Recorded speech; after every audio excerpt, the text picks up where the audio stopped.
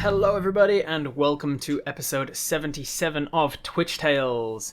A very special episode, the beginning of the obligatory cosplay week that I committed myself to when I did a charity stream last year. So, welcome to episode 77. Where did we leave off in episode 76? Apis was in the Feywild. There may be a reason, you may be able to work out why I'm wearing this. May be tied to the Feywild in some way. Apis was in the Feywild and had been on their way to visit a certain Archfey, the Merry Gentleman. They had found a Wood Elf Ranger on the way, somebody who, from their interactions, it seems, was not super keen on the Fey. In fact, may even hunt Fey, it seems. Someone who was calling themselves Farangol. Farangol had chosen to assist you in finding the Merry Gentleman's house. Seemed to know his way around a little bit. Took you through a swamp, showed that he is very proficient with a bow, and then arrived at some mountain ranges. And where we began last episode was with the mountains themselves talking to you and asking, "What are you?" Apis had a few different options in their mind of ways to answer this, eventually deciding on an invited guest. And then the mountains put you to the test by replying, "Prove it." They then presented you two tests that would show and demonstrate whether you were indeed an invited guest to the Feywild by testing your knowledge of Feywild creatures. The first one was a series of rock monsters that were indicative of Fey creatures. They would attack you, and eventually Apis managed to work out through a series of trial and error that they were to shoot the Harpy, as the Harpy was the only creature amongst them that was not a native to the Feywild plains. The second test was one of an illusion. Apis was presented with a poem of sorts that described a tableau, and it was your job to point out all the things that were incorrect about the tableau. The sun being golden instead of pink, and people being sorrowful on this plane of existence when sorrow can't exist here, and such. After doing that, they seemed to accept that you were indeed an invited guest, or at the very least you knew a little about the Feywild, so you deserved to be here. And they moved on to testing your friend Farangol. His response to the "What are you?" was someone trying to right past wrongs.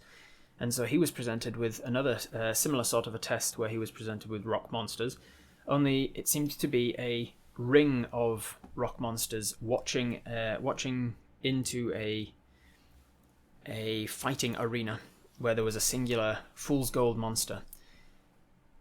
This Fool's Gold monster seemed to attack you specifically, and Farangol's job was to prevent it from killing you.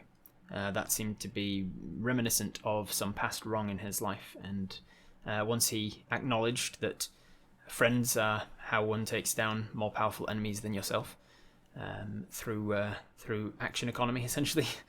Once he acknowledged that, he managed to succeed on the test and prove that he is indeed learning from his mistakes, and he is indeed trying to right past wrongs. Moving on through the mountains, you made it to the other side, and down, as you walked down the other side of this mountain range, you see this huge Fey forest spread out in front of you, and across the distance, above the canopy, towering above the rest of the canopy, an enormous tree, far off, miles in the distance. Your guide, Farangol, pointed at this tree and said, "That's where we're headed. That is the home of the Merry Gentleman." And so that is where we pick up this week. As you head down the mountain and into the forest, it is peculiar for you, Apis, because you have been travelling for many hours, and you can certainly feel it in your legs, you can feel it in your stomach, as you are probably groaning with hunger at this stage. But peculiarly, the sun hasn't moved at all. You've been here long enough now in the Feywild to know that that's natural for this planet. It is a tidally locked planet to its star, and so the same side of the planet always faces the sun, which means that time is not counted by the rotation of the sun. But it does make it very difficult when you're from a plane where you're used to the sun passing and tracking time, because there's no way of knowing if it's time to sit down and rest yet. It is really a matter of going on how you feel. Your friend is a wood elf, and as such doesn't really rest in the same way as you. He doesn't sleep, but he does need a few hours of meditation each night. So what exactly do you want to do? Do you want to push on and risk exhaustion? Do you want to set up a camp here with Farangol? Are there any food rituals? I'm not exactly sure what you mean by that. Here in the Feywild, are there food rituals? None that you know of. I'm pretty sure our HP is not as high as 31. It should be. I think Farangol healed you with cure wounds at the end of the fight. Push on, rest. Repeat the question. The question was, do you want to push on and keep moving, make as much headway as you can, or do you want to rest in the Feywild forest? Short rest and something to eat. Got our butt kicked in all 3 of those trials. We'll at the least have a short rest. Then I think is sort of the middle ground there of the people who want to keep going and the people who want to rest. So we sit down for a short rest at the very least, and at the end of the short rest we can decide whether we want to long rest or whether we want to keep going. During the short rest, you can spend a hit dice. In my game, the short rests are only half an hour, so you can spend a hit dice if you want to, 1 per half hour of resting. So if you only rest for half an hour, you can only spend 1 hit dice. But what that means is, in the corner there, you can see the number 6, that you have 1 hit dice per level. If you spend 1 now, you will be down to 5. You'll gain 1 back every long rest that you have. So you can spend 1 for free essentially every day, and you'll get it back again when you eventually go to sleep. And what it means is you roll the hit dice. For you are a ranger fighter multiclass. Both of those have a d10 dice. So you would roll a d10, you would add your constitution of 2, and you'd recover that many hit points. So you'd recover anywhere from between 3 and 12 hit points. So put a thumbs up in the chat, or a yes emote if you want to have a short rest and spend 1 of your hit dice, and put a thumbs down if you want to have a short rest but not spend the hit dice.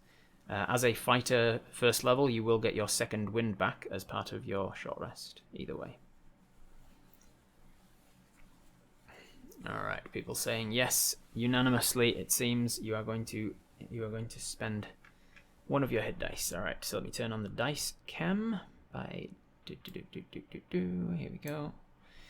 Dice cam, we're going to move some room aside there. We're going to take the D10. We'll take Apes' D10, a nice gem looking dice here. And we'll roll that. A 1, perfect. Start as you mean to go on. It's going to be a perfect day for dice rolling, it seems. So you recover 3 hit points, 1 plus your constitution modifier, which takes you up to 34, which means that you are no longer bloodied. You are now above your half your hit points, at least.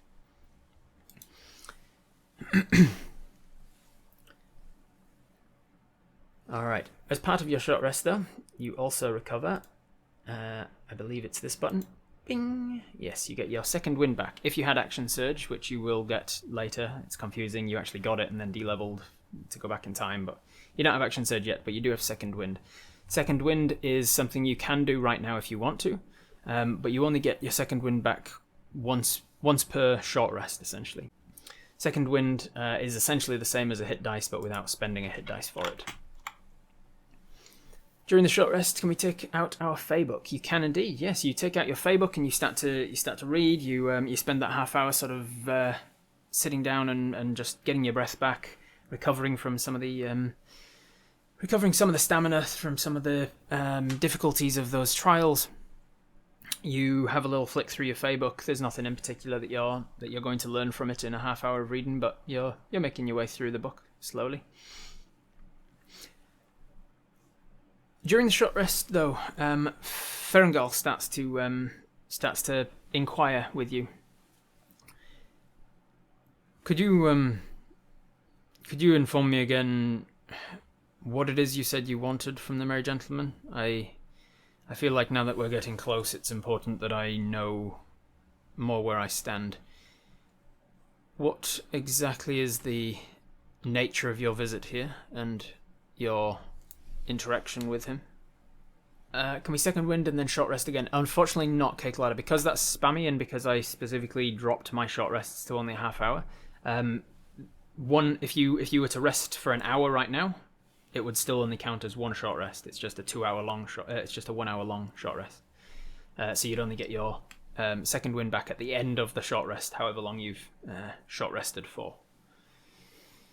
We want his assistance to right some wrongs. Appropriate. What could you be more specific, if you don't mind, if it's not too much for me to pry? What exactly are the wrongs that you'll be righting with him? Farangol, I've noticed with day not going through, I don't seem to be able to use some of my magic anymore. Like I thought I'd be able to get out of the Feywild after a good night of sleep. You can heal, right? Do you have any tips or know something that helps? Some of the magics that are tied to the material plane seem to only refresh on a dawn, on a sunrise. It's to do with, as far as I understand it, I'm not proficient in the religions, but as far as I understand, it's to do with the god of sun, Apobris, Opola. No, Therios. As I say, I'm not proficient in the religions, but the god of the sun of the material plane has something to do with the returnings of magics each day, and obviously here those things don't tend to work so much. They can be reset, but one needs to put a little more effort into it. I think it requires a ritual of some kind, or praying to the god of the sun to request the returning of your items, something like that. I'm afraid you'd need to speak with somebody who knows a little more about magic and religion. Right. Anyway, about the Merry Gentleman thing, basically we need understanding and aid. There's a portal back home that's spewing out demons, and I need to know how to close it. He's the only possible lead that I have on knowing that. He invited us here, and we hope to learn about cures for werecurse as well. We're here as well. I've got a friend who's afflicted by the werecurses. Oh, I'm sorry to hear that. Those can be brutal. Yes, yeah. 2 friends actually. We want them to be able to help with that. I see. Do you have a gift for him? For the Merry Gentleman? Yes. Did you bring anything for him? I saw in the trial that you had something, and you shouted at the monsters that you were bringing him something. You're bringing him something that he's requested, or something that you think that he would want. Those things can be different. We might be able to pray for our horseshoe to get back. Neat. Yes, that's what he's telling you, but again, he doesn't know a hell of a lot about religion, so he might be not quite getting that right. Well, we were told that we needed to bring a gift. Do you know if that's true? Yes, that is true. Needed is not quite the right word, I'd say. You're expected to bring a gift, and if you don't want to be in his debt, a gift is a good way to pair off that. Basically, hospitality is a gift in the Feywild. Creatures that put you up, house you, give you food, anything of that nature, even sometimes as much as stepping on their land, that can be seen as them doing you a great service. One of the highest, it seems. And so, if you are to try and offset that so that you do not owe them something, you are expected to bring them something to show them that your appreciation of their hospitality is not limited to just words. We were told to bring a gift. We were given one to give to him, but I'm conflicted about it. I feel like I'm gift enough. I'm afraid the merry gentleman will very unlikely see it that way. Is the invitation seen as a sort of favour that we need to even out, to not be in debt? It depends. I'm afraid it depends on the wording that was used when you were invited. Wording can be, unfortunately, very important in this place. If we've taken the time to come here at his request, is that not even out? No, because it could be seen that he's taking time out of his schedule to accept you into his home and show you the way around and such. And if it comes down to which is worth more, then the merry gentleman, the archfey, time will be worth more than your time. It's unfortunately very tricky, but the simplest thing to do is to present him with some kind of a gift when you arrive. It doesn't have to be much. It can simply be something that you've hunted sometimes. It depends on what level of hospitality he's going to be showing you. If he's simply putting you up, then that's one thing, but if he's training you while you're here, then it requires something considerable. Should we try consider explaining how we got that suspicious gift? If you want to, yeah. Could we play him some pipes for hospitality? If you're good at them, yes. If you're good at playing music, then it could be seen as a gift. My gift is my song, and this one's for you. You are not Elton John, right? On the panpipes, as we have well established, you are far from Elton John. If he was to train us, would that require us giving him a favour? I am afraid it's impossible for me to tell you specifics. On top of it being a confusing sort of favour-based bartering system, each of the archfey consider different value to different things. From what I know about Ordval, he appreciates finer things. He appreciates favours and being owed, but he also likes art, objects, and intricacies, things of great sentimental value. Well, we exchanged a story for a gift for the merry gentleman from an Eladrin Dayl, but we don't know what it is. He warned us against opening it, and we've not locked up yet. You get out the box and show him, and he says, "Right. So an Eladrin gave you this box and told you not to open it, but told you to give it to the merry gentleman." Yes, it was a gift. We mentioned that we didn't have a gift. He said, "If you tell us a story, I'll give you a gift to give to him." We told him a story. He gave us this.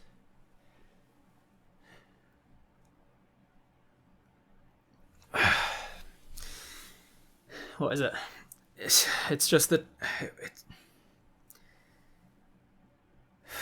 God, I hate the face sometimes. They will prank and manipulate, but they will do so inconsistently to make it even harder to know when they're doing so. He seemed mostly trustworthy, if that helps. It doesn't, unfortunately. Fake creatures will bluff. They will double bluff. They will triple, quadruple, quintuple bluff. They will bluff so many times that they don't even remember themselves which one it was, which one was the true. There is a real possibility, and I'm not saying this is the case here, but there is a real possibility that the Eladrin has forgotten what's in the box and has given you the box just out of curiosity to get rid of it. Do you happen to know how long he had the box? Where it came from? Did he tell you anything about the box? I mean, technically he told us not to open it. He didn't say anything about anybody else opening it, if you want to give it a go.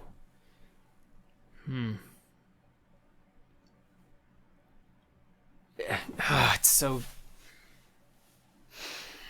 There are stories in equal measure of why it is a good idea to investigate the things before you use them, and why it's a good idea to leave them alone.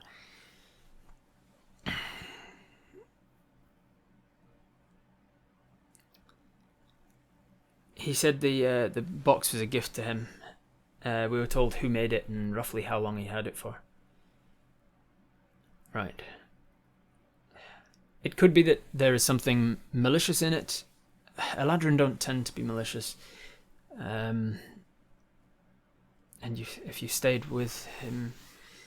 I would err on the side of opening the box, to be honest. Personally, I would rather deal with what could be in the box, or the consequences of the fallout of opening the box, than deal with an angry archfey if you present him with something that he shouldn't be given. He mentioned the box was gifted to him by a dryad. Oh. Well, dryads tend to be the least capricious of the Fae. They don't tend to pull pranks or have evil or malicious intent. So the box itself, I'll say, is not malicious then, if it was gifted by a dryad. It could be that he has put something untoward inside it since then, but I'd say if it was presented from a dryad, then it's fine. We'll certainly, if we do end up giving it to him, we'll certainly explain all of this before we open it, before we present it. I understand that, but unfortunately the act of presenting him the gift might make him obligated in some way to open it. It's peculiar. I should also mention at this stage, I won't be going with you into his property.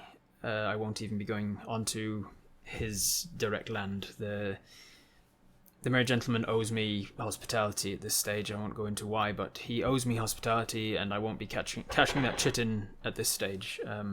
So I don't want to step too close to his house in case he can use that and say that, oh, you've been on my land, and now my obligation to you is over.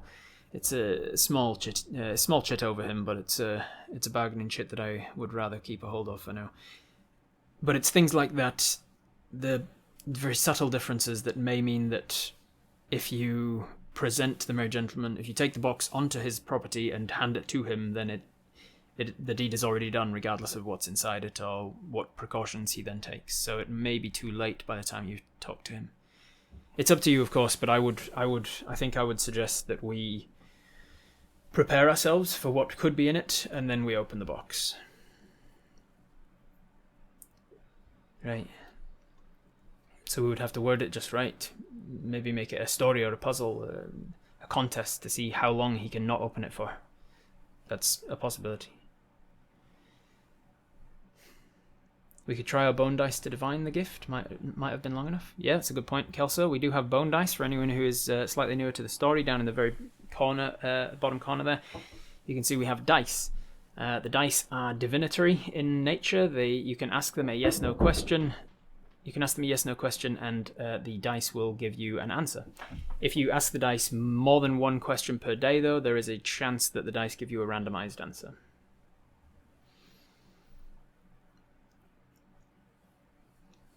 We should check to see if it has any trap or seal on it, magical or not, and then open it.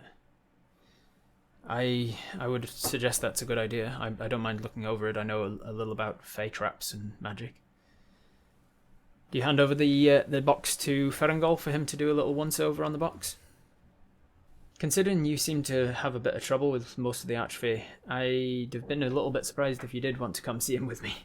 Yes, I will take you to his property, but I will stay outside while you are inside. I have work that I can be doing in the forest. Alright, most people saying yes, hand it over, ask him to do a once-over on it, but not open it. Yeah, okay. So you hand over the box, you say don't open it, and he says no, I won't be opening it until we're ready. He does a little once-over on it. I'm just going to roll with advantage for him, if I don't drop my dice on the floor. I'm going to roll with advantage for Farangol because it's Fey-based that he's looking for, and it's an investigation check, and he is Favourite. Alright. The dice are not on my side today. Oh, actually, he's got a really good modifier for that, though. Let me just double check his stats. Where is he? Oh, yeah. So he would have a... would be his insight modifier. Yeah, that's still amazing. I rolled a 5 on both dice with advantage, and he ended up in the high teens with his check. So he looks it over. He knows what he's looking for in regards to the usual Fey traps, the simplest Fey traps.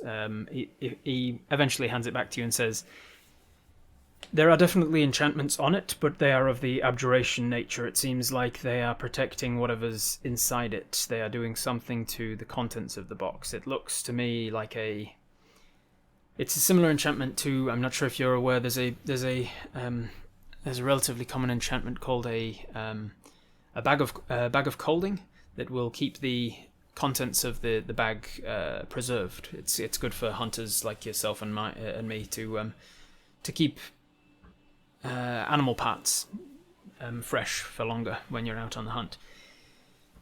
It's similar enchantments to that, so it's keeping some sort of preserved nature of whatever's inside the box. It does not seem like there are any evocation or otherwise dangerous magics on the box. It could be that I'm simply missing some things. I'm not, as I say, I'm not well versed in Arcana. But it is seemingly a simple dryad box. It just, whatever's inside it could be a problem. Could be that there's some fresh flowers in there. Could be it. If we open it, we ruin it. It's possible. I don't know. I would rather we open it and risk the problem right now than risk the anger of an archfey later. Particularly if you're here to train with him. It's really down to you, though. Could the abjuration magic be some kind of seal? Like, would somebody know if it was opened? Would it break the spell? It's, again, possible. All things are possible. Alright, I feel like we need to have a poll now, so give me a quick visual in the chat. Thumbs up, thumbs down. Do we open the box? We will take precautions if we decide to do so, but are we going to open the box, yes or no? Thumbs up, thumbs down, and if we don't get a obvious consensus with the visuals, I will ask for a poll instead. Alright, it's looking like no, we're not going to open the box. At least not yet. Alright. Ooh, it's not exactly cut and dry. I'm going to put it to a poll. Open the box. Yes or no? Obviously, if we decide yes, we are going to open the box, then we will do so with precautions in place. We will try it. We'll step back and have a bow and arrow ready and whatever else. Take the help action ready. Farangol probably has some sort of salt or something that he could put in iron filings, maybe, that he could put around the box to try and keep things safe. Hey, look at this. Comes down to exactly 50%. You know how that works then? It means that I have to go to a 50-50 roll of the dice. So let me put the dice camera on. Apis is in literally two minds about whether or not to open it. This is why I love Twitch Tales, because unlike voting in like general democracies where it sometimes can feel like your vote doesn't matter. In Twitch Tales, your vote always matters, because so often it comes down to a single vote. Alright.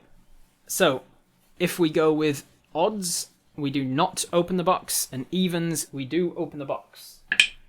That is an even number, we are going to open the box.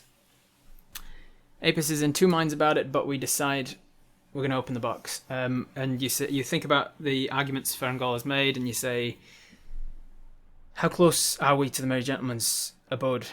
He says, we're relatively close. Unfortunately, there are enchantments on it that prevent people getting there willy-nilly, but I can get us close enough that we can find it. Especially if we can find some sort of a guide. Usually there are dryads in the forest, and if you explain what you're here to do, then the dryads will guide you the rest of the way, if you have good enough reason to be there. You say, alright, let's push on for another hour or so, get close as we can, so that if there's a problem, we can we're not that far from his house, and hopefully it goes well. But then I do agree that we should open it before we get into his property. Right, you are then. So you pack up your things from your short rest. You push on a little bit.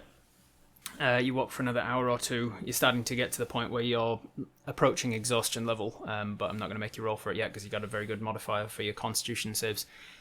So eventually you sit down. You find a nice clearing, a little dryad grove by the looks of it. The dryad doesn't come out to meet you, but Farangol points out the fact that this sort of copse of trees is in such a formation that it's likely that a dryad protects this forest, which is a good sign for whatever's going to come out. You need as much protection as possible.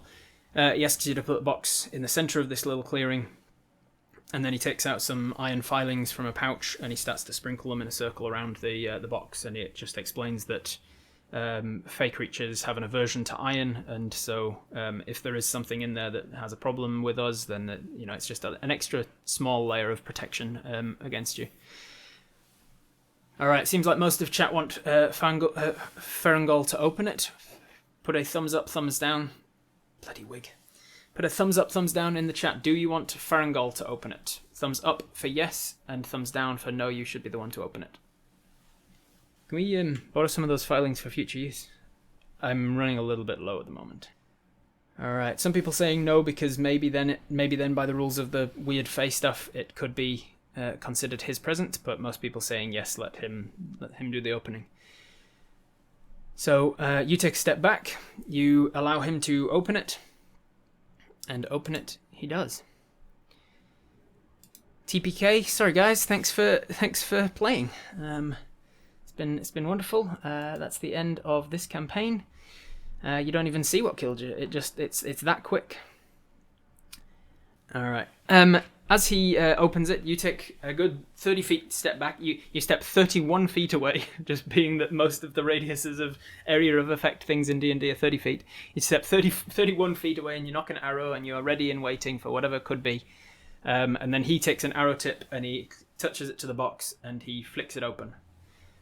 Immediately in the box, you see a small creature about 7 inches tall, with golden yellow hair hanging down in bouncing curls, an olive complexion covered in dark freckles, soft burgundy eyes, 2 giant green wings, or giant in comparison to her small frame anyway. The wings look like drooping leaves from a stalk, and then her clothes, or her overalls, seem to be made of patchwork fibres and threads from an old pinkish crochet blanket. All in all, she looks like what can only be described as the embodiment of a sunflower in fairy form. And I will have AJ Winters join the table. Joining us at the table for Twitch Tales, that's Hi. right, we have a guest. How are you going, AJ? I'm going well. Thanks for having me. It's great to have you here. I'll see if I can put my hat back on over the top of my headphones. has to sit on sideways to fit over the headphones. Perfect. Now you look like Worth Willy it. Wonka. Come with me and you'll be in a world of pure imagination. That's probably all I can sing without getting DMCA. Yeah. So, out from the box comes a little embodiment of a sunflower in fairy form, played by the wonderful AJ Winters from the fantastic Dungeons and Dragons channel, Winter's Tales. Check it out if you haven't already. AJ, what were you doing in the box? What do you do in the first thing when you exit the box and you look around? What you see is a copse of trees. There is a barrier of sorts that prevents you from exiting too far from the box. There is an iron filing circle that will prevent you from flying too close to it. But you see a very tall creature, a wood elf, sort of towering over you with a bow and arrow in hand. And a little bit further back behind their shoulder, you see a dwarven-looking creature with no facial hair but big sideburns, green ranger clothing, and a giant bee just perched on their shoulder, or sort of hanging off of their back anyway. Don't kill me. Farangol, what the hell is that? It seems to be a fairy of some sort.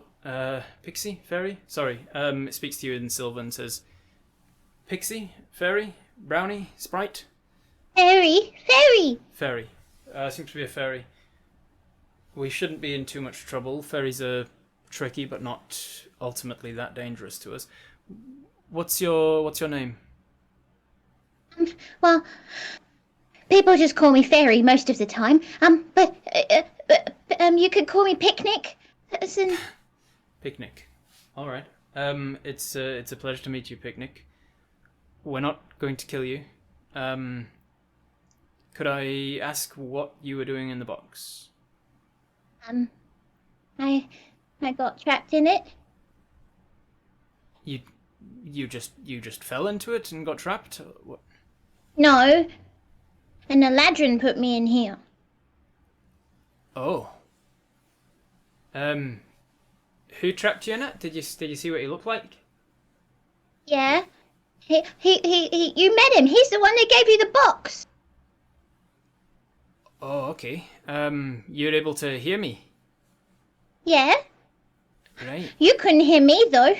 I've been in here for 57 cycles. You've been in the box for 57 cycles. Yeah. Are you hungry? Yes. Okay. How is Farangol? How is she alive if she's been in there 57 cycles?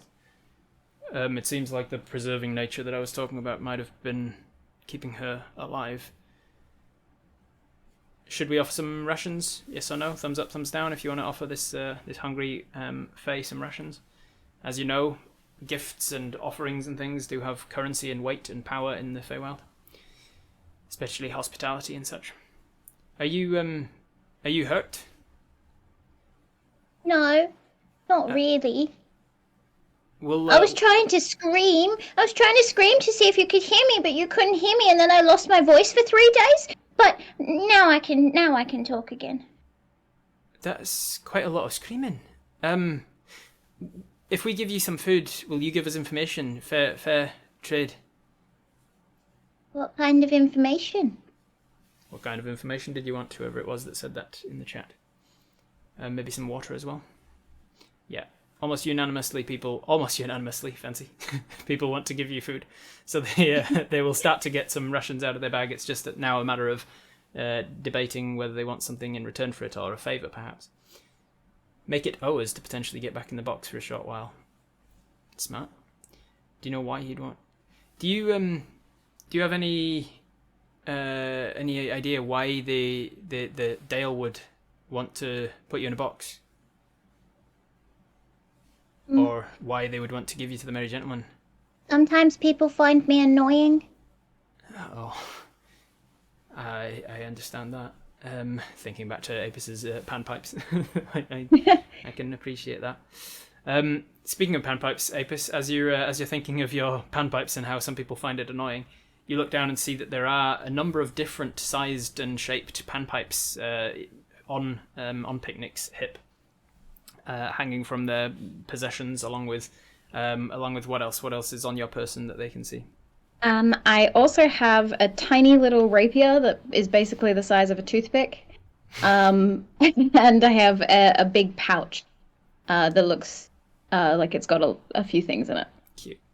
Kelsa says, yes, we should feed her, but I'm also a sucker. It'll probably kill us. But we'll do it anyway. You start to bring the rations forward, stepping towards the fairy. It has not, while she has flitted up and out of the box and is just kind of floating there, able to support her own weight under her droopy sunflower petal wings, sunflower leaf wings. She is not yet moved out of the iron filing circle on the ground. You play the panpipes, you say, pointing at your panpipes. Do you? I mean, I dabble. And Mel says, Apis, maybe not, because either we roll really badly and we annoy her, and then she puts a curse on us or something, or maybe we roll really well and then she wants to seduce us like the dragons. I think it's going to be fine, Mel. What's the chances that it would happen every single time? If Picnic teaches us the panpipes, we might actually roll above average. You might get some panpipes. We should do some Nat 1 panpipes while she's in the box so she can't stop us. I do play, but I'm not incredible at it. I'm inconsistent in my abilities. I'm sure it's fine. Pulls out the bagpipes. All right, so we've got some rations. One thing at a time. We'll play some bagpipes later, but we need to decide what. People say yes, we're going to give them, but do we want something in return? Do we want information? Do we want anything from her? They're just holding this like they've got basically beeswax paper and they've unrolled it and there's like nuts and berries and dried meats in there. We're going to ask her to temporarily get back in the box until we get to the Merry Gentleman. Is that what people want? Or just information about the Merry Gentleman would be good. Put a thumbs up if we want to ask her to get back in the box until we get to the Merry Gentleman. Like, put the gift back in the bag, as it were. Put a thumbs down if you want to ask her for information or something instead. Or a favour. We need to know if the box still has the spell on it. You're now level with Farangol again and say, Farangol, the box, has it still got the magic on it? And he says, nothing triggered or broke or was destroyed in the seal when I opened it. It didn't seem to be sealed. It just was a simple latch on it. Stupid box. You can see the inside of the box now. You can see it has iron on the inside. It's iron lined. So it seems like it was something to do with that prevents her magic or from getting out of it. Probably prevented her from pushing against the box to open the lid. That sort of thing. All right. It was not exactly unanimous, but the no's definitely were more in number, I would say. So you decide, instead of asking her to get back in the box, you ask her for information. You take out a couple of the berries and the nuts and things, and you hand it over to Picnic. Here you are, and you just kind of drop it into the iron circle so that you don't have to touch her in case there's any sort of magic there. And you grab one of the nuts, the berries, and start to devour. It's delicious. It tastes different to the ones that you're used to, though, because these ones would have come from the material plane. So I'll give you these rations then, and you have to tell me some information. Tell me, what do you think about the Merry Gentleman? Lord of Avalon. Farangol translates in case you didn't know him by the first name. I've never met him. He seems nice. Right. You've never met him? So you're No. not from Avalon then? No. Not from this region? What region are you from? Well, I was from this region, and then I sort of got moved around a bit. It's been a hard time. Do you have any idea why the one who captured you would want you taken to the Merry Gentleman? Dayl? Dayl, yeah. Why would he want you taken to the Lord of Avalon? Maybe to piss him off? Because of how you're annoying. Yeah. I'm not saying I find you annoying, I'm just saying that you said people find you annoying. So maybe to piss him off, maybe as a joke or something. Sometimes I just talk too much, and then people lock me in boxes. This has happened before? No, this was because I got locked in a box. Right. It's just you said sometimes, like it happened, like maybe it's happened multiple times. Oh, I've been locked in other things. You have? Okay. Yeah. Did you know Dayl personally? Were you friends? No. No? No. So were you kidnapped? I guess so.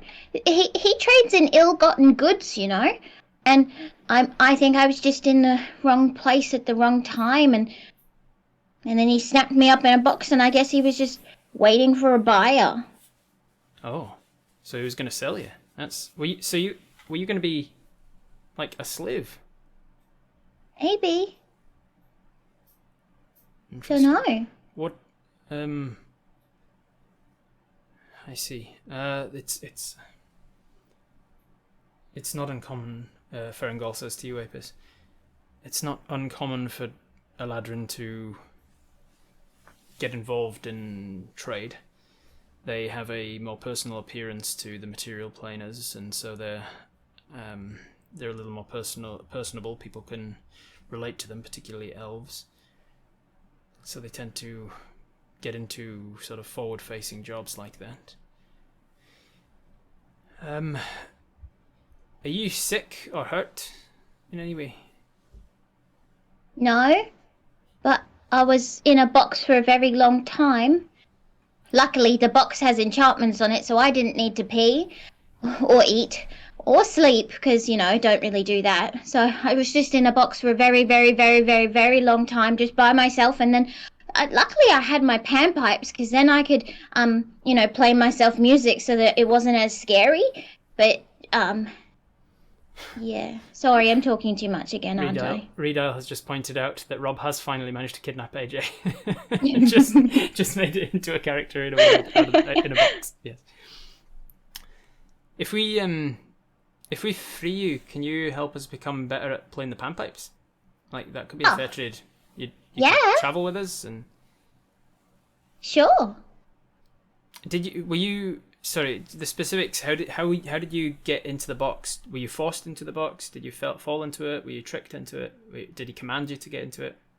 He came up behind me, and I was a little bit distracted because sometimes I do that, like I found this.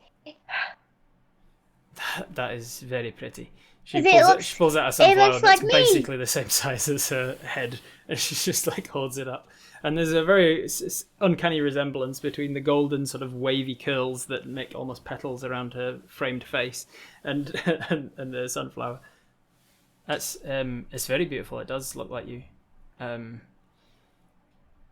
Would you be willing to play for the Merry Gentleman? Maybe if we decide to go ahead with that.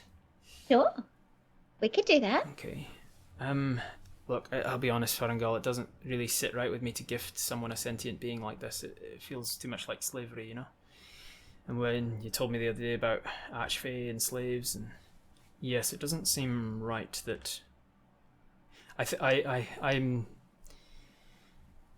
I'm kind of agreeing that it seems more likely that he was doing it to piss off the Merry Gentleman, or to trick him, or play a joke of some kind, to present him with a fairy that, in the rules of the Fae and gifting, he would have gifted the fairy to the Merry Gentleman. The Merry Gentleman, having opened the box on his property, would then be beholden to giving the fairy a job on his staff, and then I suppose that's just a burden on him. Not that you're a burden, I'm just saying that could be the reasoning behind doing so.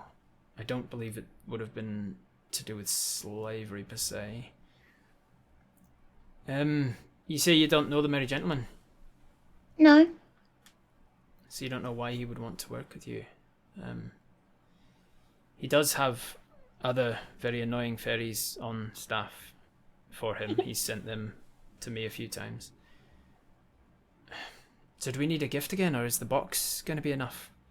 I mean, it's a very nice box, and it does clearly have strong enchantment against fairies. The Merry Gentleman would probably appreciate the box as a gift on its own, because then it's not beholding him to giving somebody a job on his staff, but it is giving him an option for capturing his enemies.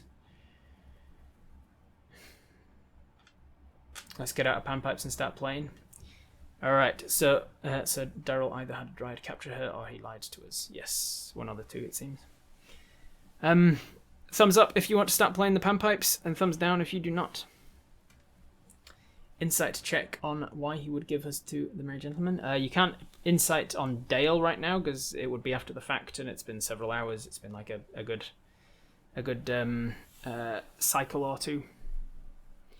Remove the iron filings so she can get out. All right. So most people say yes. We're going to play the panpipes. So you get your panpipes out, play that funky music, and you start to play the panpipes to see if you're any good. And you say, "Do you want to have a little jam? Do you want to have a little I like jam. Yeah. Sorry, that probably means something different here. Do you want to have sort of just like a play along with each other with the music? I'm going to play the panpipes. Do you want to play panpipes together? Yeah. Yeah. Why not? Let's do that. All right. So, AJ, can you roll me a performance check for the panpipes? You have proficiency in panpipes, so you can roll, add your charisma plus your. So it's not your performance modifier; it's your charisma plus your proficiency bonus.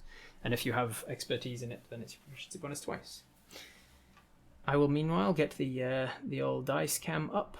If I have the dice cam up. I did not add the dice cam to this setup. There it is. 3, 2, 1. Oop, there it is. Oop, there it is. Alright. 5, 4, 3, 2, 1. That is a 7. A 7 on the dice cam plus your performance, your panpipes check of 4 takes it to an 11. 11 is an average roll. You're playing it averagely. AJ, what'd you get? What would my panpipe proficiency be? Well, are you proficient? Are you double proficient, or are you not proficient at all? It doesn't say. I remember when in character creation you took panpipe proficiency. So yes. I just don't remember if you had double proficiency in it or not. So you would have a 3 plus your charisma modifier. So you'd have, I believe you'd have a +8 total. Yep. So I rolled a 26. All right. So needless to say, Apis, as you're doing an average job of the panpipes, you're like, oh yeah, I think I'm doing a good enough job to sort of show this fairy that I'm good at panpipes. And they're like, it's a dueling banjos situation where you're going like, and then she's doing the same, and then you do it a couple more times, and then it very quickly becomes apparent that she's just humoring you. And then as you start to get into it, you start to like get to the limit of what you can manage, and she goes, and then her hand comes down to her side, and she gets out because when we were doing character creation, we decided that you were proficient in bird pipes and pan flute and something else, and we were like, horn. And a horn, and we were like, what are the differences of those? And apparently they're just names for the same instruments, the bird pipes and the pan flute anyway. So we decided you've just got different shaped ones. So she gets out the other one, and then she starts playing two at once. And then at one point she gets one of them and puts it behind the other so that she can blow two notes at the same time. Good luck finding that music, Fancy. Thank you for putting that in the edit right now. And she plays an incredible sounding, beautiful piece. I hit your face. And it's not long before you just kind of drop your panpipes and you're like, I thought I was doing okay. Like that was an average roll. And then eventually you say, well, I play more for enjoyment, not flair. So just kicks rock. You were doing really well. Oh, thank you very much. You give her a little round of applause, and Farangol says, I don't think we need the iron circle anymore. Do you? What do you guys think? Let her out the iron circle or not? You're doing amazing. That's very impressive. Gather up the iron. Thank you. You Apis, you go to you get the iron filings. You brush them into your hand, and you say, "Can I keep that?" Obviously, you put it down on the dirt of a dryad grove, so it's not the best quality stuff, and you haven't managed to get all of it. But you've broken the iron circle now, and as soon as they do so, Picnic, you feel this sort of world open up to you. You feel like it's there's a bond has been broken, and you're allowed to fly free if you wish.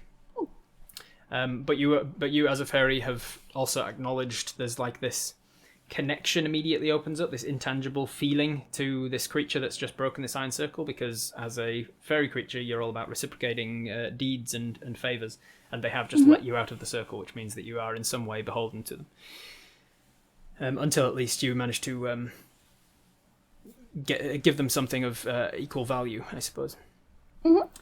So you get the iron filings, you place it in your bag with your belongings, I'm going to go down to your inventory here, and I'm going to put with your powder number, because that powder that we've got in our inventory down there is an amalgamation of iron and silver. So I'm going to put that in there, and you've got an extra usage of the iron powder from that now. I will have you make a perception check, both of you. So Apis, I will roll for you, and AJ, if you can roll a perception check, please. Mm-hmm. That is a 2. A 2 perception. 13.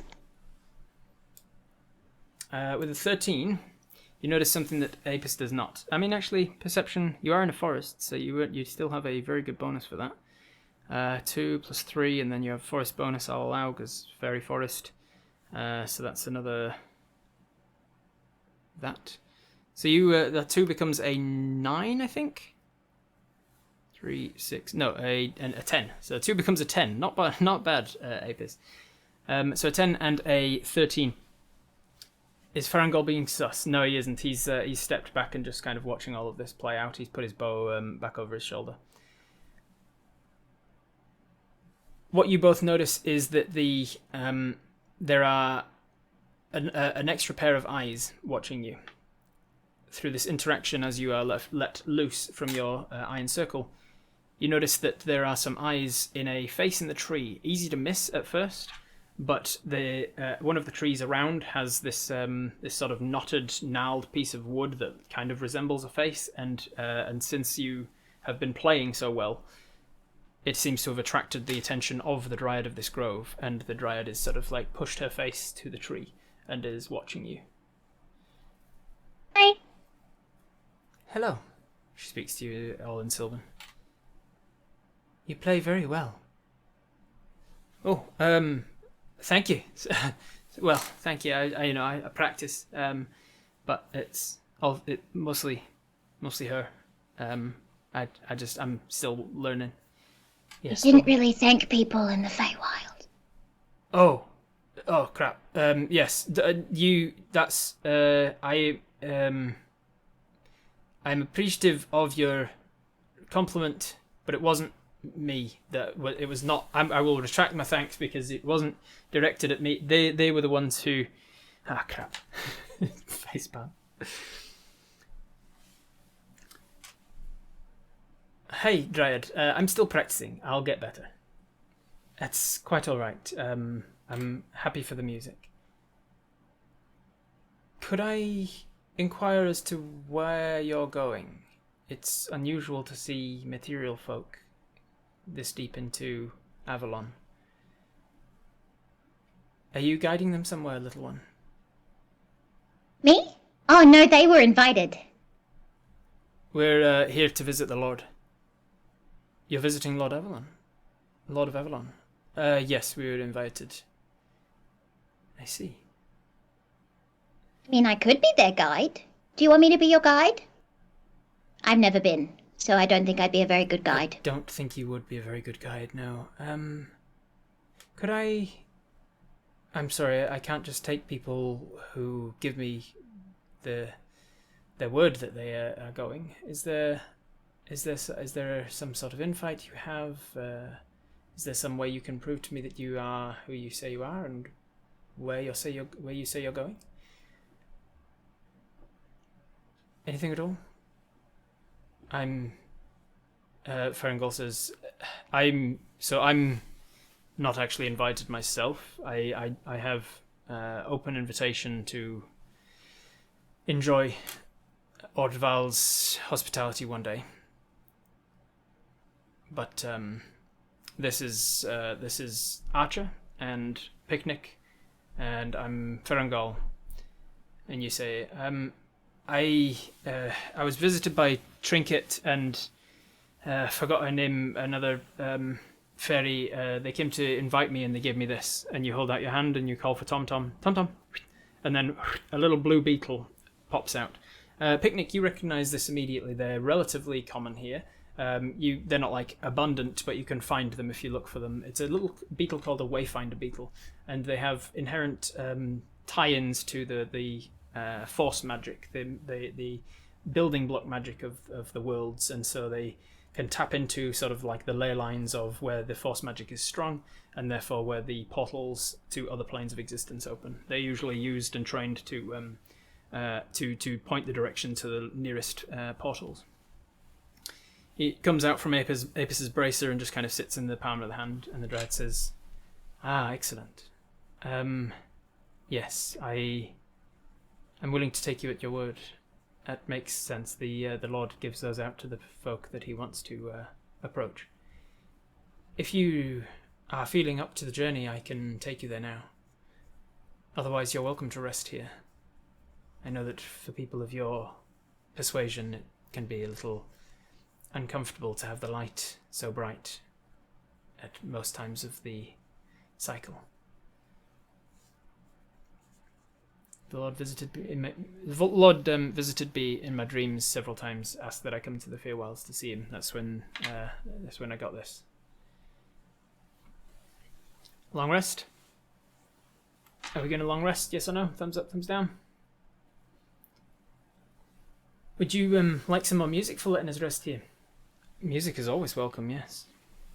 Are we likely to encounter any hostilities between here and there? It has been a long day. Not if I'm guiding you. Alright. Almost unanimously we're saying, yes, we're going to rest. Very well. Do you... So if I play music for you, that's reciprocal exchange, and she says, yes, you don't need to worry about that with me, but music would be a good trade for that. Very well, then.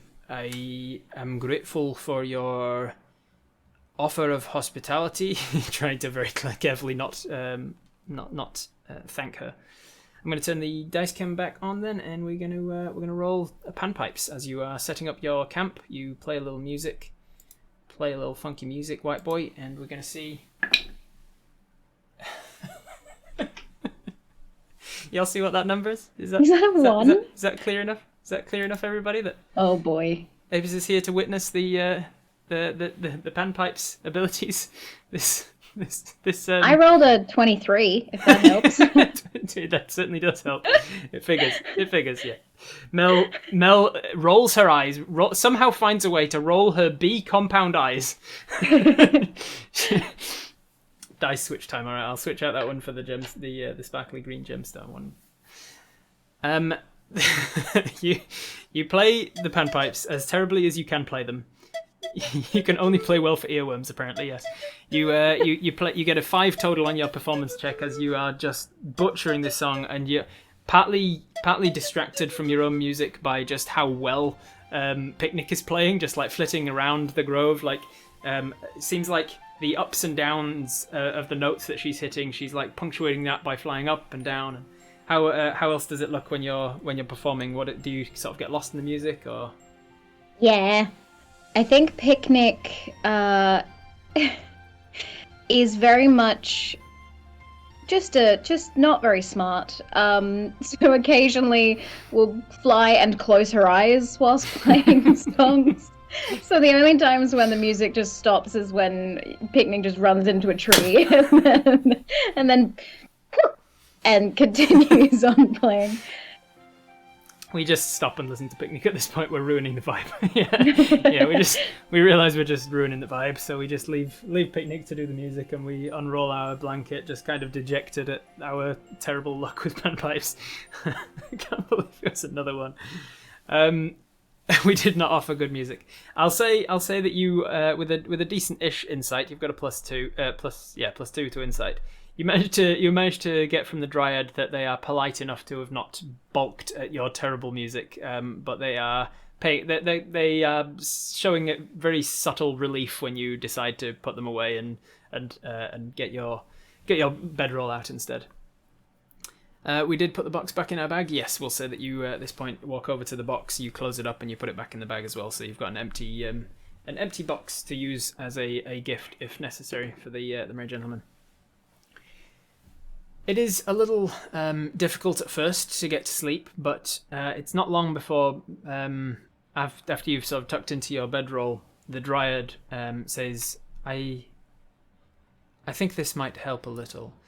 and she walks over to one of the trees and just kind of like strokes it like she would be stroking the face of a lover, and then the branches themselves seem to knit together a little tighter above. The canopy gets a little tighter and blocks out some more of the light. It's not exactly nighttime or pitch dark, but it's dark enough that you would be able to get to sleep. It's kind of like the early morning rays coming through non-blackout curtains when you're trying to sleep on a morning. Next time we'll get a 20, regression to the mean and all that. Yeah, that's how the dice work. Absolutely. At this point, it's either the panpipes that's cursed, or maybe me. Maybe I need some new panpipes. It's not long before the exhaustion from the day's travels takes you, and you fall asleep. Apis, I'm going to have you roll an intelligence saving throw to see if you are in control of these wacky lucid dreams that you can have in the Feywild. I've mentioned before that the nat 1. All right. My gosh. We changed dice, everybody. We changed dice. And that was another nat 1 in a row. What? So Apis, you are not in control of the lucid dreams that occur. In fact, since I have a wonderful guest who is an incredible storyteller and world builder herself, I'm going to give control of your lucid dream over to AJ. Oh, God. What happens in this dream of Apis? Dreams in this world are very vivid. They are usually turned up to 11, like most things. They are hypersaturated both in color and emotion and all of the rest of it. So what do you reckon? What do you reckon happens? Ben has definitely touched those dice. It might have been Ben, or it might have been me. I did put these ears that I'm wearing. I did store them on my cursed longsword, which has been proven to be cursed. So maybe that's what's happened. You have a cursed long... Okay, I'm not going to ask questions. I think that the dream starts relatively normal, and then these giant glowing bubbles start forming out of the ground, and inside of them are different scenes of Apis's past, just sort of playing but distorted. And then all these tiny little mushrooms pop up. They're the ones that are blowing the bubbles, and they've got cute little faces with big blinking eyes that blink one after the other. And they start singing to Apis, similarly to the tune that Picnic had been playing Nice. songs in. Nice. And then does it get weird, or is it? Do you need weirder than that? I think that's good. It gets. I'll say that as the bubbles are popping up out of the ground, one of the ones that you see in this flashback, as it were, of your life that's playing out with these winking mushrooms singing to you, is unmistakably a green dragon flying through the air. Looking through the meniscus of the bubble looks like looking into a glass ball at something on the other side of it, and so I think that the depth perception is distorted. The shapes and sizes of these things are distorted, so you can't make out a lot of detail. But you find yourself walking over to the bubble and you're watching it, and the dragon is a lot larger than Luciferique was. You can tell that something is riding the back of this dragon, and then it lands with a huge, heavy blow down on what you recognize unmistakably as the town hall of Shafgushel, crushing the roof beneath its weight, and screams are abound. You know you're dreaming, and you know you're remembering things that you weren't even there for, like you're witnessing it from a third person's perspective. And then, with a great fuming green billowing smoke from the mouth, you witness firsthand as most of your fellow townsfolk of Shafgushel are obliterated with poison. Can we try to perceive the rider? From this dream, unfortunately not.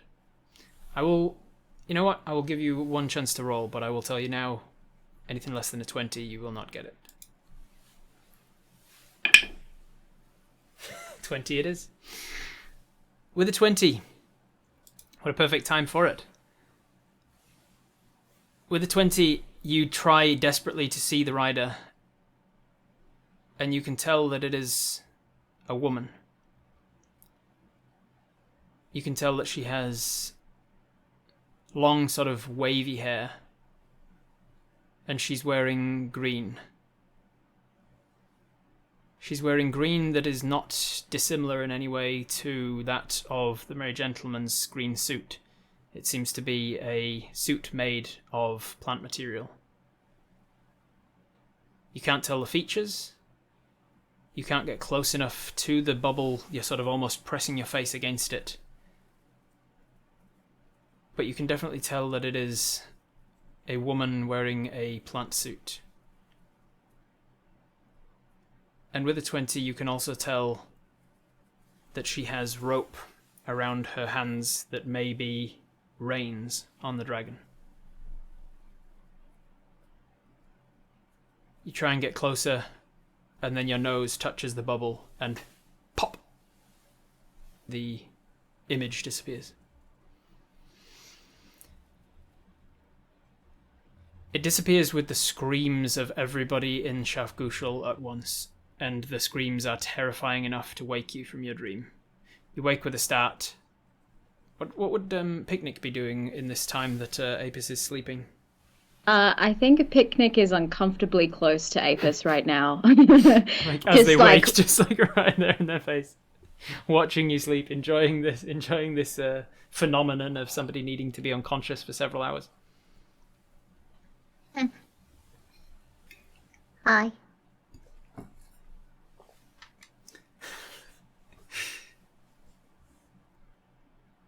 Darth Vader, no. Do you actually get a long rest with a nightmare like that? Yes, you do. You'll still get a long rest from it. You'll need to go back to sleep again for the remainder of it. But yes, you wake up in the middle of the night from this dream, and you see Picnic awfully close. What do you do? What do you say? Oh shit! Hi. What are you doing there, Picnic? I was watching you sleep. Right. Little bit creepy. Is it? I'm sorry. Just a little. I'm not around people who sleep very often, and so it was fascinating. No, it's okay. You didn't mean anything by it.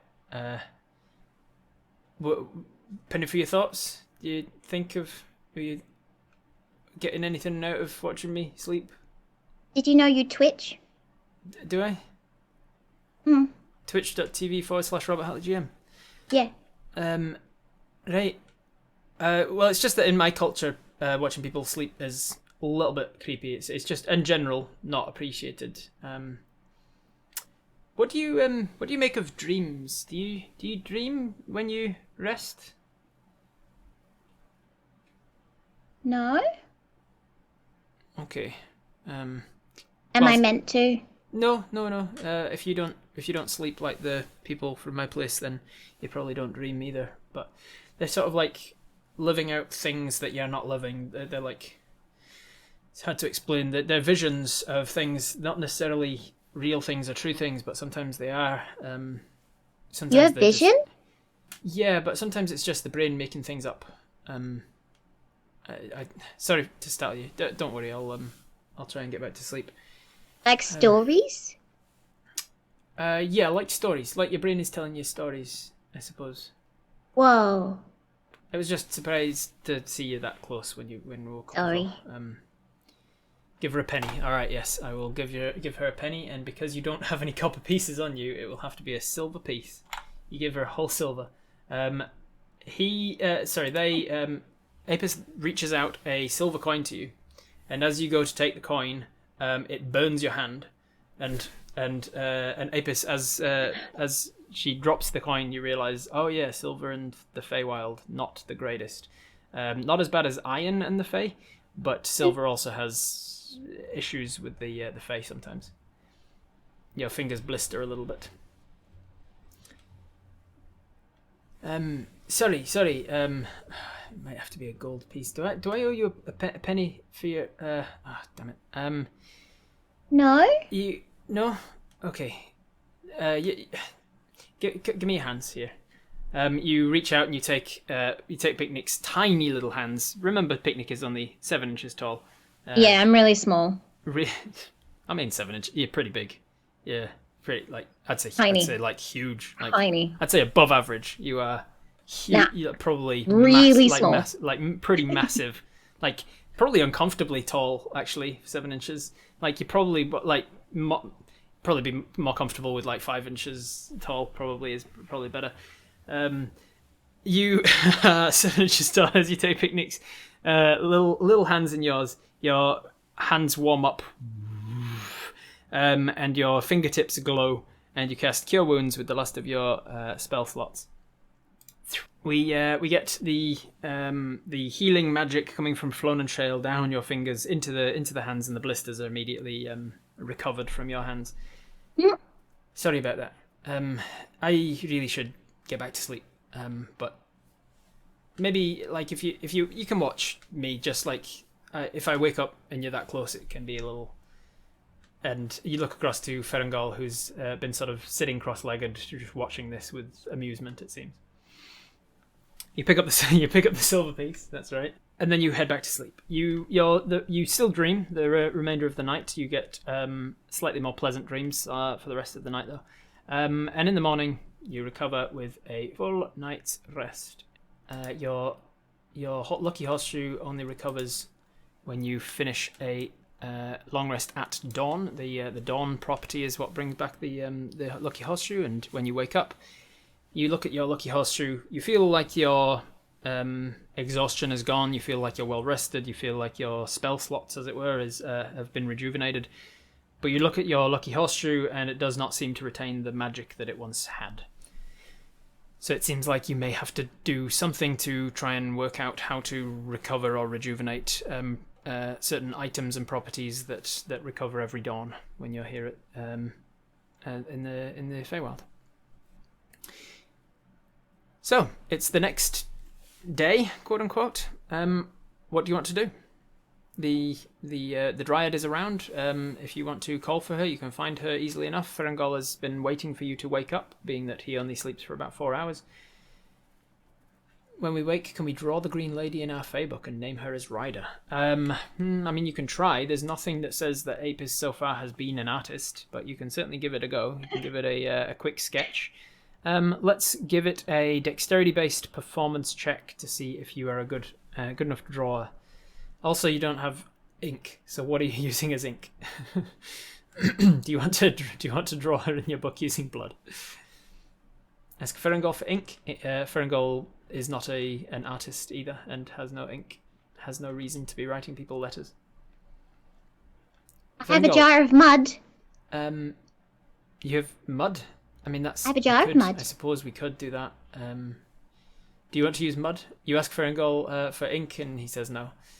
Have you got any ideas what sort of prayer or ritual we would need to do to restore our dawn magic items? I'm afraid no. As I said yesterday, you'd probably have to talk to somebody who knows a little more about the gods. Therios or something is the god of the sun, isn't it? Religion. You're not proficient in religion, so I'm not going to allow you the check. But with a +3 intelligence, you do at least know that he is right, that Therios is the god of the sun. Did we have a fire? Could we use coal? You could try and use coal, yeah.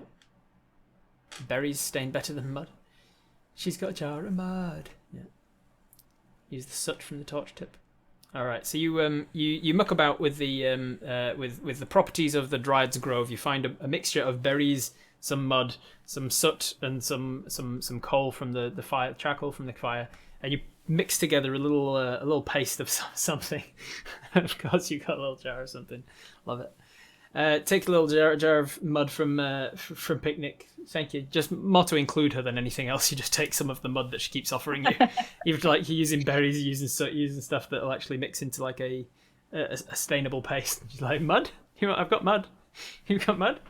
You're like, okay, fine, thanks. And you take it, and you take a little bit. Yeah, that's perfect. It's just what I needed. You mix it together. Let's roll you a dexterity-based performance check because you're using a concoction of pigments that you've stuffed together. I'm going to give you disadvantage, but we'll see how it goes. Dice cam. A 3 or a 3? Should we take the 3 or the 3? What on earth? Yep, that's happening. All right, you take the crow feather as a quill. You draw in the book a solid 3 with your dexterity of +3. That's a 6. You're not proficient in performance, so it's just a 6. 6 total. You find a not a blank page, because none of the pages in this book are blank, as previously established.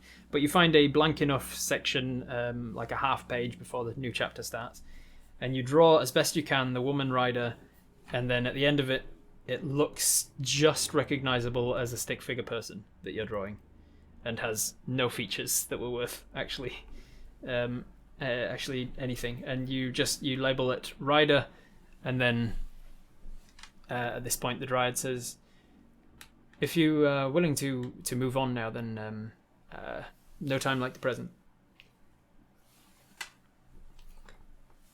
2 nat 1s, 2 3s. Yeah, we're working through all of the numbers. Looks like it was drawn by a 5-year-old, kind of, yeah. All right, you close up your book, probably before the pigment concoction is dry, just like making a what do they call them, a Butterfly Rorschach. painting? Yeah, making a Rorschach test out of your book. You place that back in your bag. You go grab your bags, your belongings together, and you set off with the dryad. Heading off with the dryad, you've got quite the party now. You've got you, Mel, Farangol, Picnic, and a dryad walking to a bar. All right, it's not long before you, a few hours maybe, before the sound of water meets your ears over the chirping of the forest life, and it starts to grow louder. The forest opens up to a soft decline running down a grassy hill to a wide river.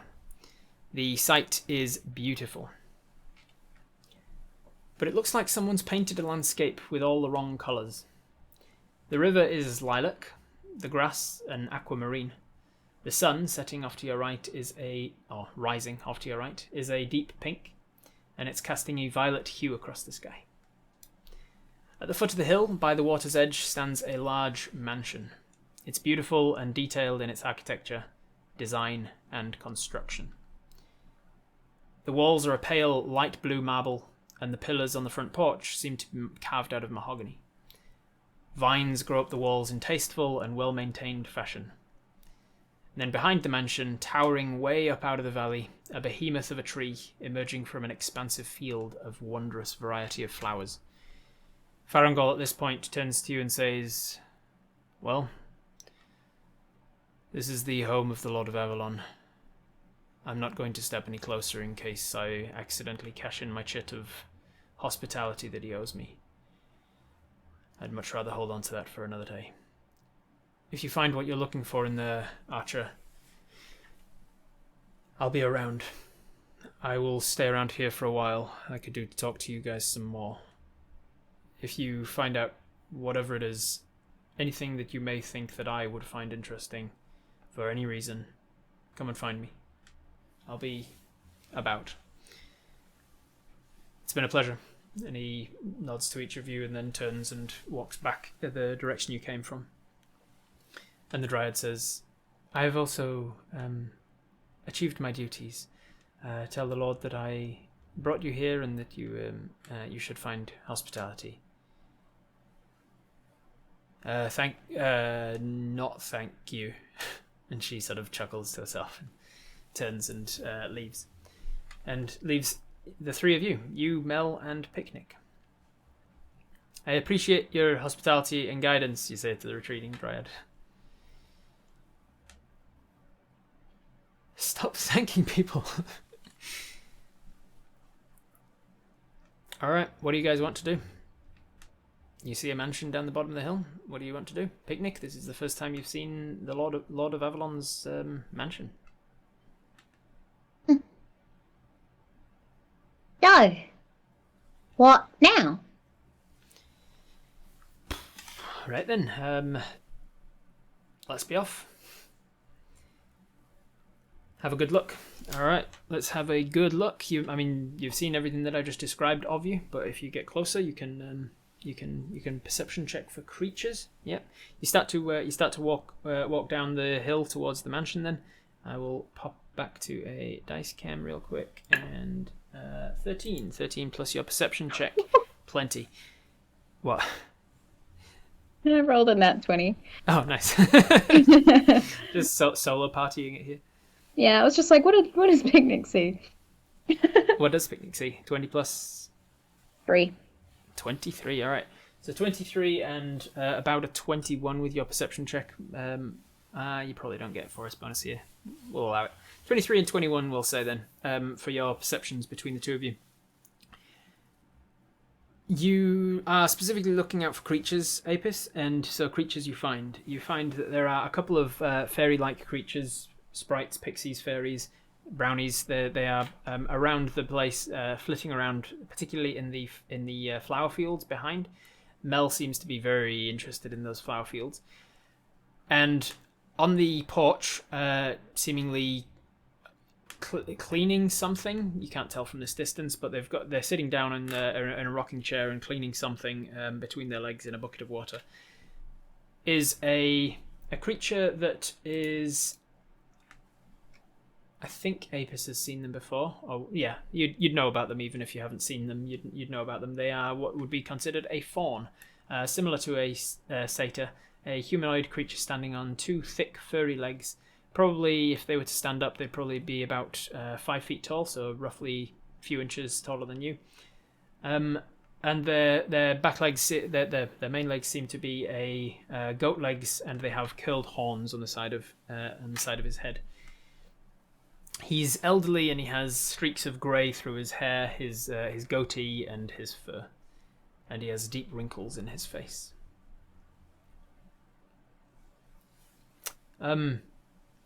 Empress, I need you to focus. We're here for a reason. There'll be plenty of time for you to look around the flowers after here. Yes, of course, Apis. The archer. Should we let Mel go ham on the flowers? She's from here. She knows what flowers are good and what bad. Up to you. Alright, so what do you want to do? You are approaching. That's the only creatures you can see. A bunch of fairies out the back and a faun in the chair out front. Goes for you as well, Picnic. What do you want to do? Beautiful little flower out.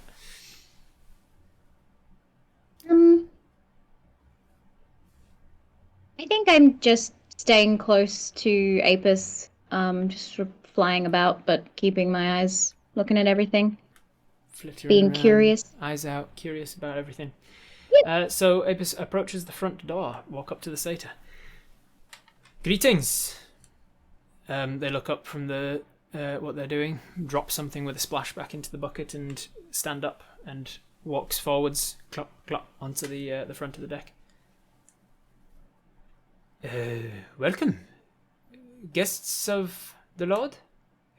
Who can I say is approaching, please? Picnic. What are the protocols for entering someone's abode? Well, I don't know. It's different in different places. I've never been here. Just, don't thank them and don't give your name and Okay. don't accept gifts. Don't accept gifts or food or gestures or even kind words. That's a lot of things. Okay. Hi. My name's. You can call me Archer. I'm an invited guest of the Lord of Avalon. This is Empress. And you can call this one Picnic. And the guy says, Archer, I believe Ordval was waiting for you. You were invited recently? Recently, yes. He will know who we are. Very well. Monsieur Ordval! And he walks to the front of the door and disappears inside. You wait for a moment or two, and you can see that Mel is sort of getting further and further round towards the flowers, just kind of like straying a little bit further from you. And she's just kind of like, yeah, I'm still here. I'm still around. Yeah, right here with you. Yeah, I'm gonna be here. Empress, back over here, please. Yeah, of course. And she comes buzzing back over as well. It's not long before the merry gentleman himself appears at the door. You see a wonderfully handsome gentleman in a green suit that seems like it's cut from a single blade of grass. A pink snapdragon in the lapel, a top hat and long curls. Should we put the wig back on over the top of the headphones? Let's see if that'll. Good luck. See if that'll fit. Gonna go brilliantly. God. It's working a treat. Perfect. Sure. Headphones, ears. The headphones help the cosplay tremendously well. You need the wig. It's gonna get stuck. That's a mane now. You see this? You see something like this, but more more put together. You see something like this, but more put together. Appear at the door of the main mansion. This wig, it's not going to have many hairs left at the end of it because every time I put it on, I lose like 20 hairs. Looks like that, but less clumsy. He looks like that, but less like he's slept the night on a couch. And eventually, I could grab the statue. There we go. This is what he looks like. As created by the wonderful artist Ajo in the chat there. He has a merry sort of a smirk on his face, a pink snapdragon, and a flower in his lapel. A flower in his hat and band. He greets you with a smile. Apis, wonderful to see you. Please, approach. Who's your friend? And he points to the fairy that's flittering around you. Please, approach, my friend. Your name? Picnic? Picnic. Welcome, Picnic. My friend, did you have trouble getting here? No trouble, sir. I was told a gift was customary. You take the box out. Indeed it is. Thank you, Apis. Takes the box from you. Anything inside it? There's a little looks around it. She's just a recent acquaintance. Seems very nice. Indeed she does. I don't believe we've ever met, have we, Picnic? No. She was in the gift that we were going to give you, but I don't like giving people as presents, so I'll let her out of the box first. I like that about you, Apis. Got a good moral compass. Opens the box up, looks inside. Oh, it's an enclosure box. I see. I'm sorry that you were trapped inside this, my friend. How long were you in here? 57 cycles. 57 even. I'm sorry that happened to you. May I ask why? And he flicks his hand, and the box itself seems to disappear like into something, as if like you can see it disappearing behind a wall, but the wall is not there. So it just disappears into something and disappears from view. May I ask why you were put in a box? The box comes with a story. Oh, I do like stories. Perhaps we should settle in then. Hold on to that story then for one moment. For you, Empress, I heard you call her. He flicks his fingers like this, and this long-stemmed flower, this fuchsia-looking flower, with a lily-like appearance on the front of it, appears in his hands, and he offers it out to Mel and says, "This is a hanging dawn. They're known as. They're a flower that grows here in the Feywild. she immediately buzzes over to it and like sticks a little bee proboscis in it. Sticks her face right in the flowers as much as possible.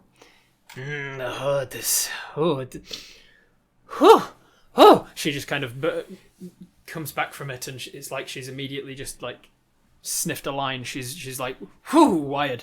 And he goes, go a little easy on it. It can, when brewed into a tea, or for you, just the nectar from it may be enough. It can give you extra abilities when you're flying. It makes you a little faster. He flicks that one away because it's kind of spent essentially. Flicks that one away, and it sort of wilts and decomposes by the time it even hits the ground. But then he flicks his hand again and offers you one apis and says, maybe you should hold on to this for her for a later date. You take the hanging dawn from him. Well, actually, it's up to you whether or not you accept it, because it is a gift he's sort of giving, but he's giving you a gift to give to her later, so it's not like he's giving you a gift per se. Yes, it's you didn't give the merry gentleman the name. Well, you did, but earlier on in the campaign, it seems. He is using your name because he knows it, but he's not. It's not like you volunteered it, and there's not much you can do about it now that he has it.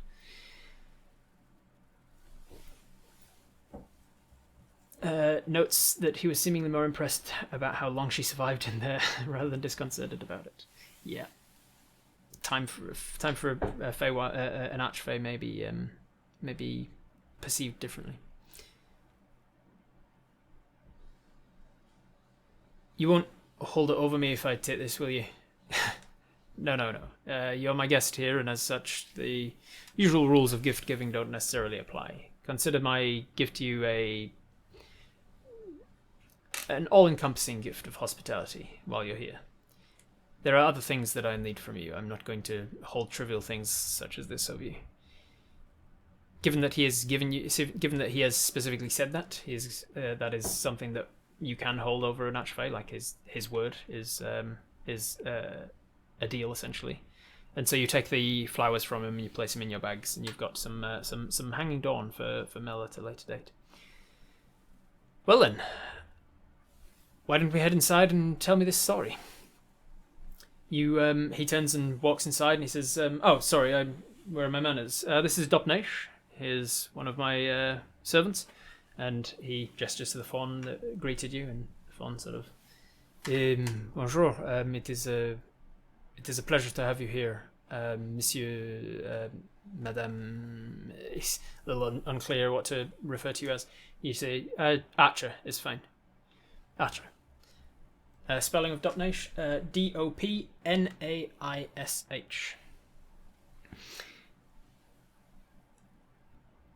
So, what do you either you spell it or I'll spell it, and you'll be sorry. Yeah, I don't want you spelling anything, Rafe. Thank you very much. You've what's the word? You've given up your spelling rights over the years. So, what do you guys want to do? Do you want to follow him into the house or not? He has offered you hospitality in the house, and you have given him a lovely enclosure box to follow him in. All right. How about you, Picnic? You following him in? Mm-hmm. Wonderful. So you head into the house. You see that his hall, his entrance hall, is this huge, decadent, opulent marble entryway, essentially designed to look intimidating to the people who first walk in. There are rooms off from all sides, and a huge grand staircase in the centre that leads up to sort of the main chambers above. He turns off to the right, leads you sort of Katie corner-wise across the hall. Please have a look around. My home is your home while you're here, and you can get to know the guests, get to know the other servants at your leisure. As you walk across, you see that there is a woman. Looks like a woman, but she seems like her skin is made of bark and tree material. It seems like another dryad, and she is walking out with a huge pot of something from a back room that seems like it's probably a kitchen, and sort of cuts across your path. She nods at the sort of does a half curtsy sort of thing as she walks to the merry gentleman and continues on into another room. There's also a little fairy flitters by, muttering something under her breath that you catch as like, "Where the hell did I leave my needles?" Flies off upstairs.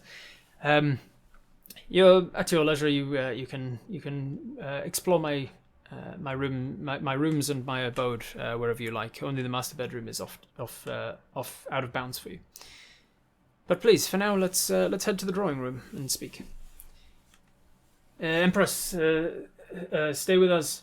And the married gentleman says, "She's welcome to explore the flower fields in the rear of the house if you'd like. She'll be perfectly safe there." Mel's face first in a flower right now. Yeah, she definitely did at some point. If you want to keep Mel with you, you'll need to keep a hold of her, or tell her to stay with you, sort of thing, and keep an eye on her. She can't really hold her flowers. I see. Well, it's understandable. She's been away from the Feywild for quite some time, so her constitution's a little weaker to the more potent flowers here. Maybe she'll get used to it in time. He leads you into a drawing room. It's a beautiful, grand thing that looks very warm and cozy. It's sort of like a hunting lodge situation. You can see that there are huge animal heads mounted onto the walls, high up in the towards the ceiling. Animal heads that all seem to have different coloration than you'd expect from the material realm, with horns and marble eyes. I'm sorry, did you say she's been away? Did she definitely come from here? Oh yes, yes. Mellifera is a fey creature of origin. She was, as far as I could find from my studies, she was originally born a material plane bee, but she was taken to the Feywild upon larval stage to succumb to some sort of enchantments and ensure that she would grow into a giant bee, and then she was taken back to the material plane. So she's sort of disingenuous to say that she's from either place. She was an amalgamation of both. Have you met her before? No, I haven't met her before. I just do my research. He knows her full name. We didn't even introduce her. Nope, no, you did not. He knows her full name. Mel was able to tell some things that we walked about the married gentleman. She was definitely there for some of the conversations. Might be later in though. Could say she's exploring now, I think. Yes, yeah, she's definitely been around for some of your time in the Feywild. Before we continue, he takes a seat in one of the large wing-backed chairs in front of a roaring fire. Before we continue, as compensation for me making the perilous journey here and nearly dying several times, could you very soon, without exploitation or making deals, could you offer a cure and follow through with, if desired, my friends Mosh and Benadryl of their work curses? Goodness, you have been working on that for some time, haven't you? One more time? As compensation for the... No, I'm messing with you, I got it. I am able to cure workers, yes. If your friends are not here, though, I'm afraid that would be something that I'm unable to do. Please, have a seat. Is this an offer? I'm not tricking you with everything I do, Apis. You can trust me that I have bigger fish to fry. Have a seat. You take a seat in one of the other armchairs in front of the fire. Picnic, please sit wherever you feel comfortable. I can have a chair of an appropriate size brought in if you'd like, or you can have a cushion. Okay, thank you. Which would you prefer, a cushion or a chair? Cushion? Very well. And he just reaches behind him, pulls out a cushion, and just like plops it onto the floor between the two of you so that you can sit with your back to the fire. We take a seat and add it to our inventory. Haha, nice. You want to know about were curses. I'm not studied in were curses. I know a great deal about them, but only through experience of encountering them through my time. I'm familiar with the process of curing them, but it is a hands-on experience. If somebody was to be here, I can cure them. I cannot do so from afar. So if your friends who are afflicted, I'm very sorry for your loss there. But if your friends are afflicted are on the material plane, then I'm afraid there's nothing I can do from here. there are a great many herbs and concoctions, potions and the like that can help with the ailment. It can ease it, it can treat it, but it cannot cure it. Not that I know of. How long would be too late before they can cure? Technically speaking, it's never too late. The longer it lasts, the more difficult it becomes. For me, I would imagine I'd be able to cure anybody who's been... I've never tried it, but I would probably be able to cure anyone from up to 10 years or so of having the curse. After that time, it becomes too much a part of them that it would be very difficult. Possible still, but very difficult. There are other ways to cure it from that point. There are more powerful spells. One can alter reality with certain spells, and a spell as powerful as that could potentially still cure them at that point. Is it possible to have Mosh and Benadryl be safely brought here temporarily to cure them without them being exploited in any way? It is with great interest that you have managed to make your way here. There should be no portals open to this plane of existence from your plane of existence. The fact that you were able to find one and exploit it is concerning to myself and the other council members, and it's for one of those reasons that I'm speaking with you today at all. So having your friends brought here technically would be possible, but not advised. If you can't cure them from here, could you give me the ability or knowledge to do it in your stead? Well then, now we're getting into the meat of why you're here. Not a fan of foreplay, are you? Haven't even gone around to offering you drinks. Would you care for a drink? Picnic? No. No? Food? Snacks?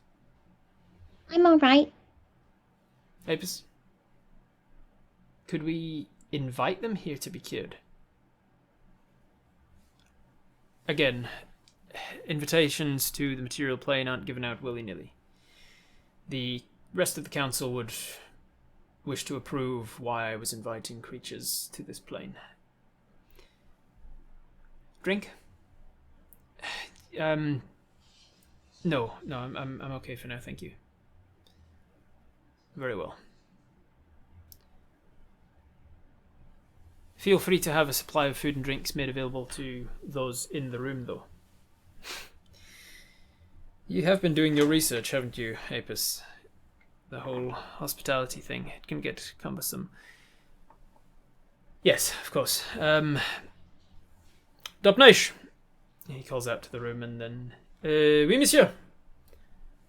Drinks and snacks for the room, please. Of course. And he steps away. So the story, as a part of the gift, you mentioned that a part of your gift and entrance was a story that came with it.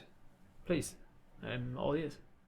And Picnic now knows we're named Apis. Yes, there is power in knowing a person's name, but there is more power in having given them your name. So Picnic does have some amount of power over you knowing your name is Apis, but does not have as much power over you as they would if you had introduced yourself as Apis.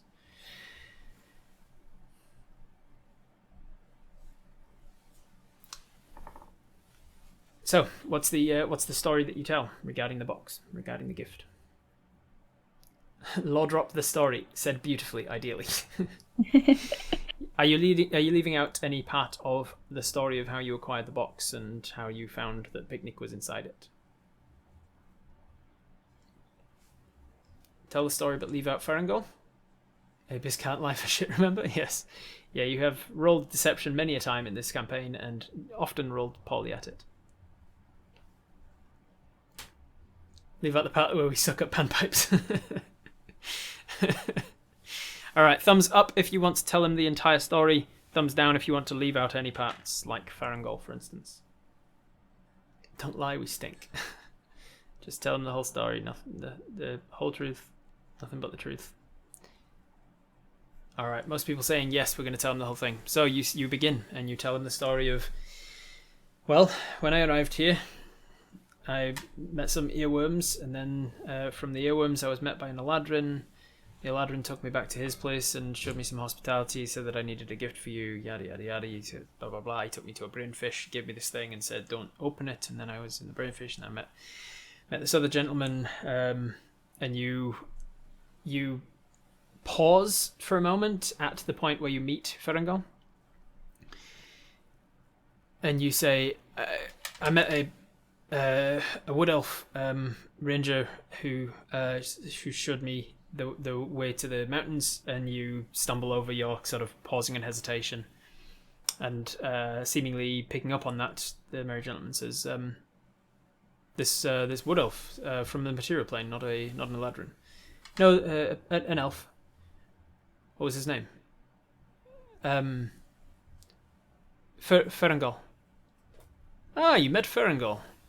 The expression on his face is one of great joy and amusement, like that of finding out that two of your friends from completely different friend circles are mutuals. You met Farangol. Wonderful. I hope he's doing well. He seems to be, yes. And he brought you here. He didn't step on. I've been meaning to have him over for drinks at some point. No, he said he had things to attend to in the forest, so he will not be attending with us. I see. There's like a smirk goes over his face, like a knowing sort of grin of appreciating someone who's good at tactics, potentially performing a particularly useful move in chess or so. That sort of okay. Right. And then he brought you here, and here you are. Well, I'm glad you opened the box. As much as I appreciate your company picnic, I'm not sure that I have need of someone of your stature on my staff right now. Having been in the box for so long, what might you do from here? I don't know actually. I guess wander around. I'm helping Archer at the moment. Right. Wonderful. Well, match made then. You tell him the dream details? Sorry, sir. What should I be calling you? While you're in my home, I would appreciate Lord of Avalon or Ordval. But I go by many names. Ordval. I wanted to run something by you as well. Last night I had a dream. Yes, they can be quite something in this plane, can't they? Yes, quite something. You see, in my dream, and then you relay the dream details and you watch his reaction. I'm going to roll you an insight check to see if you can pick up anything from his reaction. That is an 8. 8 plus your insight. You are not proficient in insight, so it's just your straight wisdom. Takes it to a 10. With a 10 on an Archfey, unfortunately, you're not going to read a single thing from his reaction. You watch, he seems interested in listening, and he says, "Really? Quite. It's unfortunate that you're reliving such a difficult moment from your past. I tend to do my research, and you have been an interest to me for a while. I am aware of your family's history and the fate that befell them 3 years ago. You have my condolences. The rider had clothing similar to what you wear. Is that a skill that many know? It is a skill that is taught to a few of the more druidic persuasions, the folk that have connections to the land and gather their magics from plant life and natural worlds, what some would call the raw energy or the natural energy, the primal magics. It goes by many words in many cultures, but those of that persuasion would theoretically have access to that spell, yes. You do seem to know a lot about my family. Why are you so interested in them? It is very rare that a Horizon Walker steps into my midst. Horizon steppers, horizon crossers, they are very rare. Only one in several generations is often born in the entire globe. And it's caught my eye. I think for you to step to this plane is fascinating. Picnic, you've been alive many years, I take it. How many times have you come across a portal to the other planes?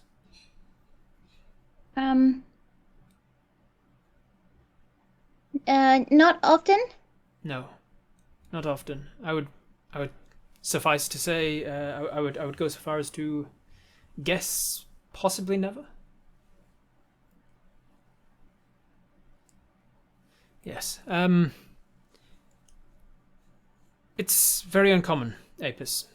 Ever since the gods wanted this plane separated from that of the Shadowlands, ever since they created your world as you know it, they have wanted them detached, separate, kept apart. The magics, of course, overlap at times, but they are closely guarded. So for someone of your ilk to be born to be able to step between planes without hesitation, and not only that, but to step straight to my land. You probably don't remember it, but when you were a child, you stepped to my lands. You arrived right here on my property. My staff thankfully found you before a displacer beast did. And we spoke. I suspect you don't remember it. Is that right? I don't remember it, no. I remember a little of it.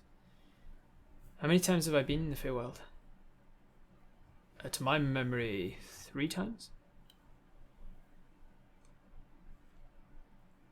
So I've been here before, looking around his drawing room. Yes, you weren't in my abode. I didn't bring you into the house at that time because I did not know you, and it's difficult for me to do so safely. But you've been to my property before. Twice, as a child. Yes. I mean, child is relative, but yes, when you were younger. Is there any way for me to remember these events? There is, yes. I can remove the block, but it can be a little dangerous to the mind for me to do so all at once. If there has been block on many memories, there are reasons to keep that in place. I believe as we work together more, Apis, we will discover more of your past. Does that 3 include now? Yes, it does. So, shall we get on to why I brought you here? Why I've invited you here? Please. I'm sorry that this is not going to include you as much, Picnic. Perhaps there would be other things to amuse you around. You're welcome to stay, but this may be somewhat boring. All right. Very well. I'm going to roll something real quick for him. Oh, not greatest. Okay. He just looks at you for a second, Picnic.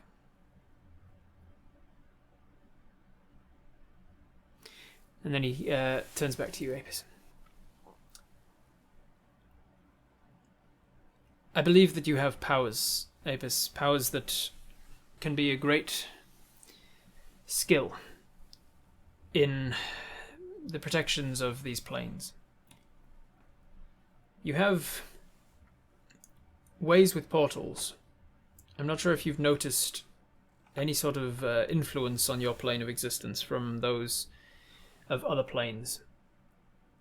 But there are weaknesses. There are weaknesses between our lands, and they cannot be left to go unnoticed.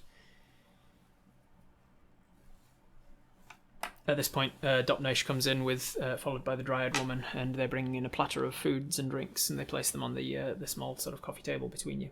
Sandwiches and fruit for the most part, with a big pitcher of what looks to be water with some fruit slices in it. Thank you, Dopnesh.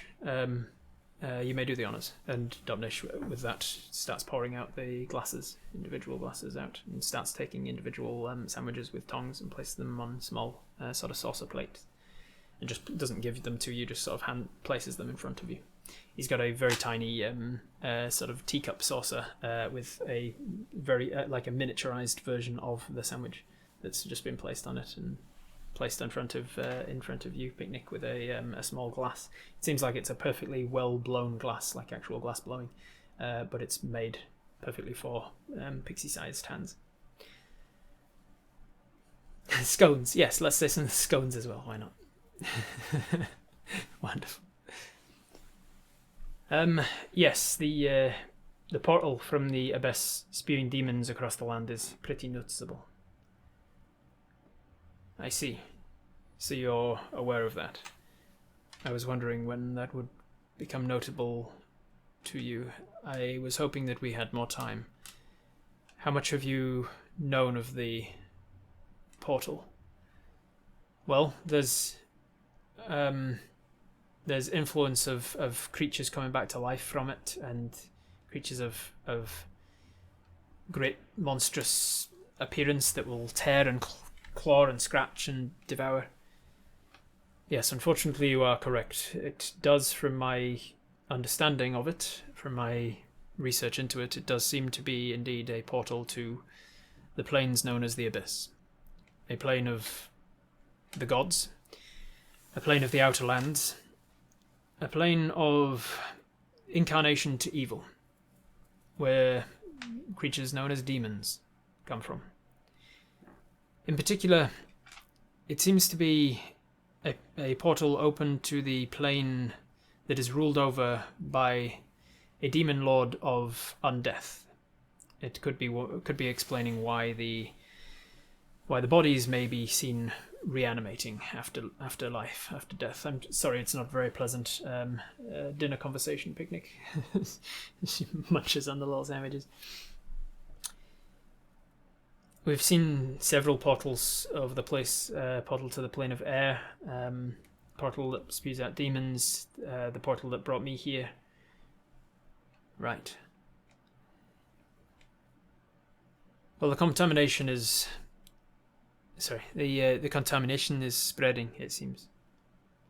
I was hoping that we had more time before it did so.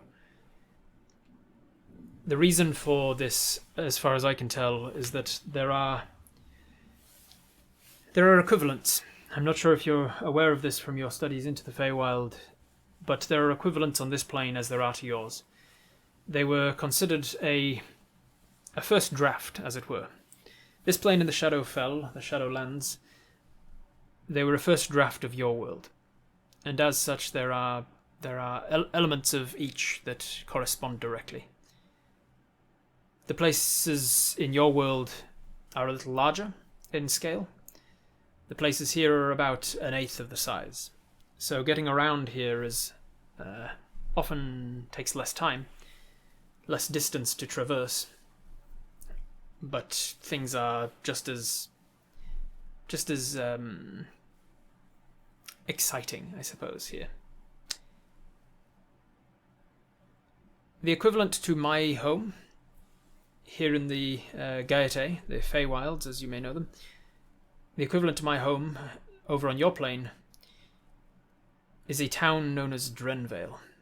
It is an old town, thousands of years old, and it is protected by the Dren tree. You may have seen on your way in the enormous tree behind my house. That is a plug of sorts, something that keeps our planes separated, keeps them from overlapping too much. As such, it needs protecting. Here in the Feywild, it is under my protection and the protection of the rest of the council. And so the abjurations around are a little lacking, because they're not needed. But on your plane, where there are creatures of evil, creatures of great ill intent, we had to put into place a great number of abjurative magics. And so the village itself was looked over for many generations by, well, you would probably know them as elves these days. They were sort of a precursor to elves, an evolved race from Eladrin and other Fey ancestry. But they lived over that village, looked over it for many generations.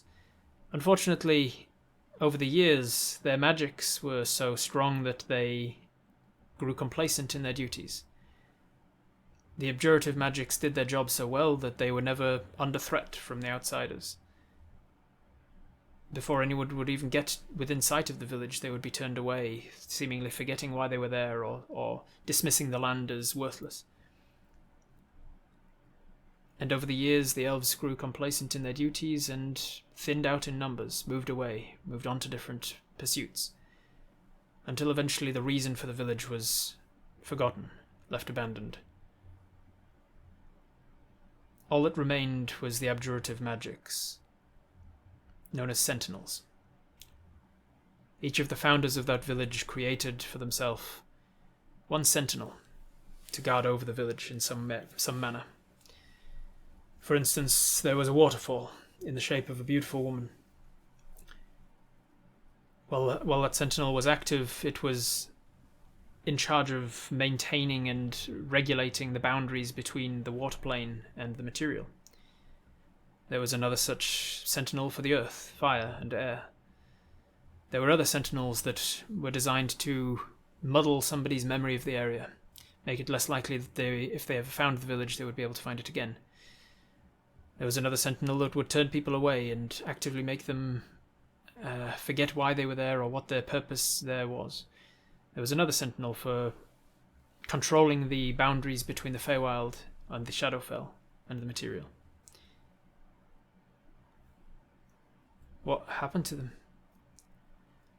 Recently, over the last few years, these sentinels have fallen into disrepair or have been actively sabotaged. I don't want to get into too much, but there is a gentleman, an adversary of sorts, who is actively seeking to destroy the Dren Tree. He has sought out these sentinels one by one and destroyed them. I have a champion on the material plane, an elven gentleman known as Seed. I want you to go to him, and I want you to help him. I want you to help him in the repair of these sentinels. But for now, I think that's sufficient to say I don't want to overwhelm you. Why don't we talk about training? You have skills, but they need honing. Your skill with a bow is, to be put bluntly, fantastic. But your skill with a blade is lacking. And your skill with magic is not so useful yet. How does all of that help me close the demon portal? Fixing the sentinels will, as I've mentioned, regulate the influence of other portals on your plane of existence. Fixing the sentinels, it is the sentinel's job to prevent portals like the demon one from opening in the first place. Fixing the sentinels will not fix the demon portal. You will have to do that yourself in person, but doing so will make the task easier. Have you seen a sentinel? Oh yes, I had a hand in their creation back in the day. Training montage with a picnic backing track. Yeah.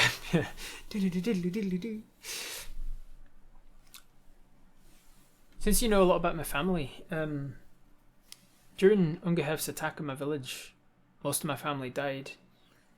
But some people, like my mother and my friend Lokara, they were never found. Do you know by any chance what happened to them? I can look into that, if that's something that you wish of me. But doing so will take some of my time and resources, and if you wish for me to find out and tell you what happened to your mother, I will require something of you in return. A more stringent contract between the two of us. Right. How long will fixing the sentinels take? It doesn't sound like it'd be an easy job. No, probably not. Do you think that's why I was able to step here as a child? So it would prevent me from coming here again? It's possible, yes. I have theories as to why you were able to step here.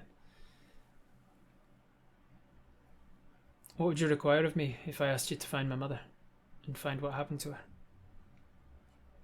I would require you to sign a contract with me. A contract to say that you will... I will work out the wording, but it will be a contract to say that you will work with me in my endeavours to return the lands to the way that they once were. Picnic, could I ask, where were you from originally?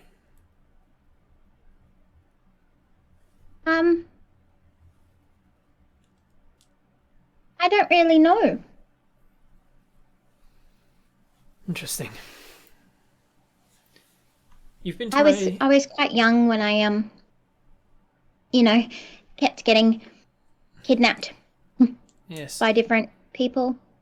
You didn't seem to agree directly when I mentioned that you'd never seen a portal before. I find it odd that you have. Could you explain to me why? The circumstances under your traversal to other planes? Well, sometimes if I get like a job or something. And who would pay for this job?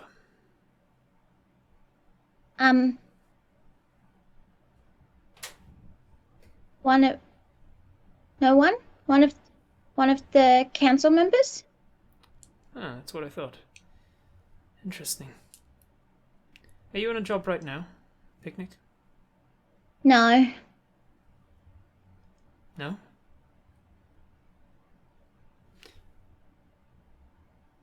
Interesting. This council member. To what would you refer?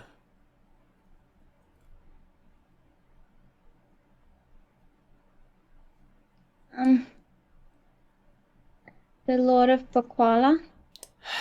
Jester. So you worked for the Jester? Yeah. But you do not work for him right now? No. You need to look so frightened. Please don't send me back to him. I will not send you back to him.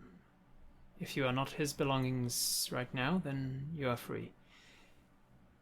You needn't look so frightened, little one. I'm not going to hurt you. Do you owe him anything? Not really?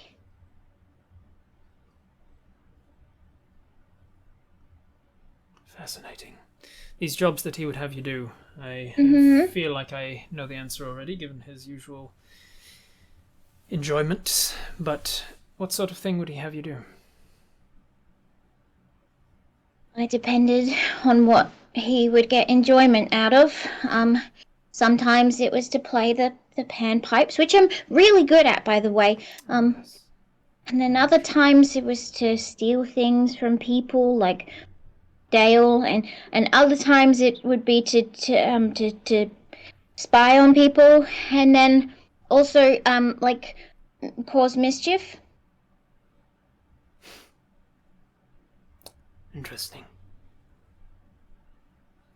The Jester is a friend of mine, Picnic. But he is not exactly one I see eye to eye with on all decisions. You mentioned stealing from a particular person, Dayl, was it? Yeah. Who is this Dayl? He's the one that put me in the box. Fairy? Faun? Satyr? Centaur? Aladrin? Ladrin. And he put you in a box. What was it that the Jester wanted you to steal from Dayl? It was a wand. But wands all look the same. And while I was playing Eeny Meeny Mo, he put me in the box. I see. He's the one who gave me the box. Oh, you've met Dayl. Yes, yeah, he's the one that I was mentioning. Gave me the. I see. So he lives nearby, and he has a wand that the jester wants. You might have to pay Dayl a visit. Well, thank you, Picnic. You've been most illuminating. You don't need to look so worried, my dear. You're safe here. Hey. But if he finds out, he's gonna kill me. I understand. Okay. If it amuses him. It would. It would. Interesting. Well, you're welcome to stay at my home for a while, until I have other work for you. Perhaps there's something that can be done with your skill set, after all.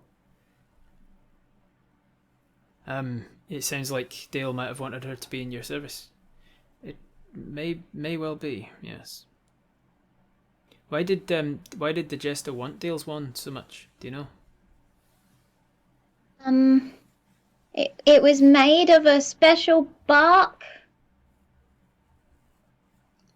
Right. You're also welcome to stay with us, Picnic, if you wanted. We could do with a panpipe tutor. He gave us the gift after hearing his play. Maybe he just wanted her to teach me panpipes. I'm afraid there's a limitation to even my magic, Apis. He says with a grin as he takes a bite of a little sandwich. So, Apis, is there other reasons that you're here? Anything else that I can do to answer your questions? I do have to be going soon. I'm very busy, but there is a tutor that I wish for you to meet, a gentleman that can help you with some of your fighting abilities. Jester and Dayl may have set up Picnic, maybe.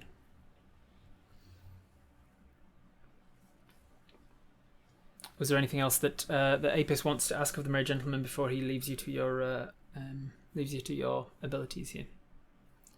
Can Wraith hurry up and meet her next husband? Maybe. Could I ask, what happened to Old Man Jennings? Well, there's a name I haven't heard in a while. Old Man Jennings.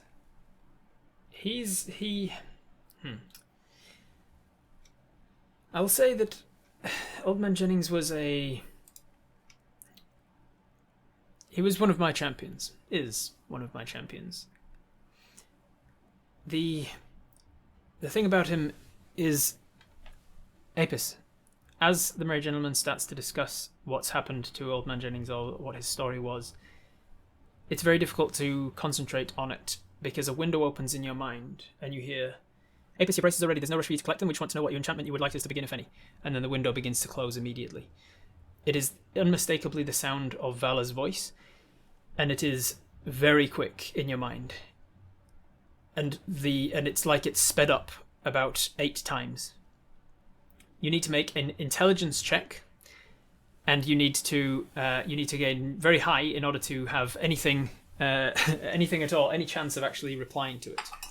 So, with the dice cam on,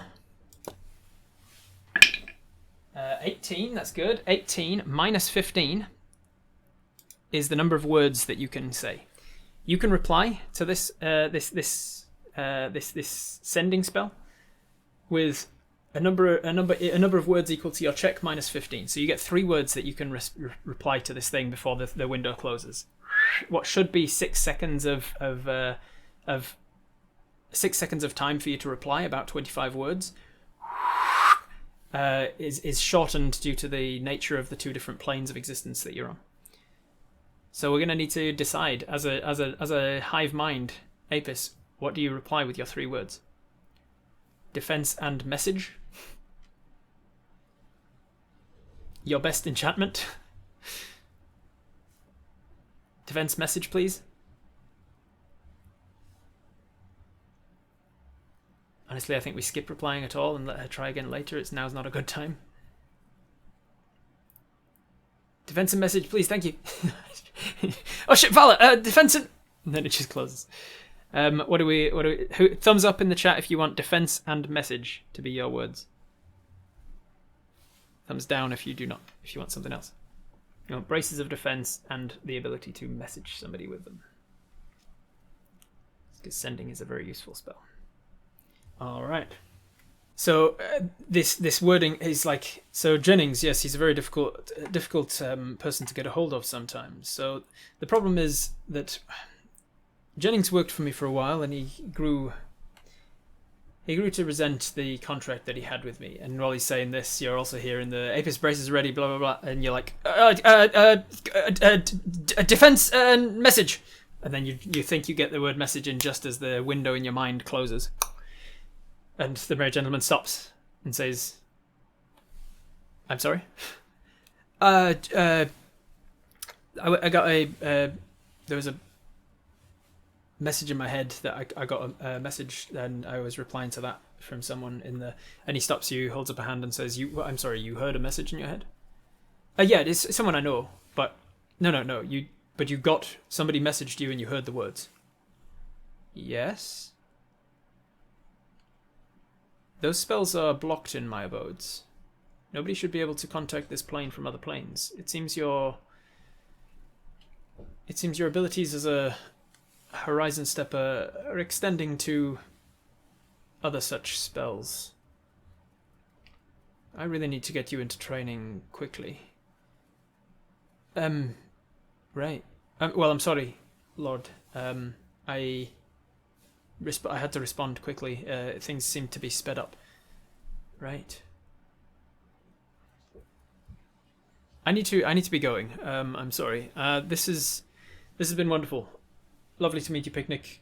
Stay here for as long as you feel need. I may have some work for you at some point. Mel is free to wander the lands as needed. I can assure you there's no flowers here that would cause her injury. Mallard, can you tell me more about these dice? Yes, not now. And then he gets up and sweeps out of the room. It was only about a purchase. Could I speak about the contract? You say to nobody present because he's left. Dang it. You've got voices in your head too? Sometimes they're people I've met that speak to me from afar using magic. Oh. Yours are just voices. Your voices in your head. Yeah. What do they say? Just entertaining things like.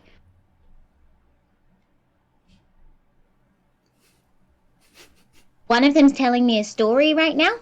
Oh, that's concerning. Well, it's I think. Did he say he was going to train me? Yes. Or that you would have a trainer. Right. Exciting. Okay. Apis, I think you sort of absent-mindedly just kind of reach down, eat some of the sandwiches, and stay there for a moment of awkwardness. You're there for a few minutes before Dopnesh eventually ends up at the door and Monsieur, Madame, if I may show you to your rooms, we have put together a place for you to sleep or for you to rest.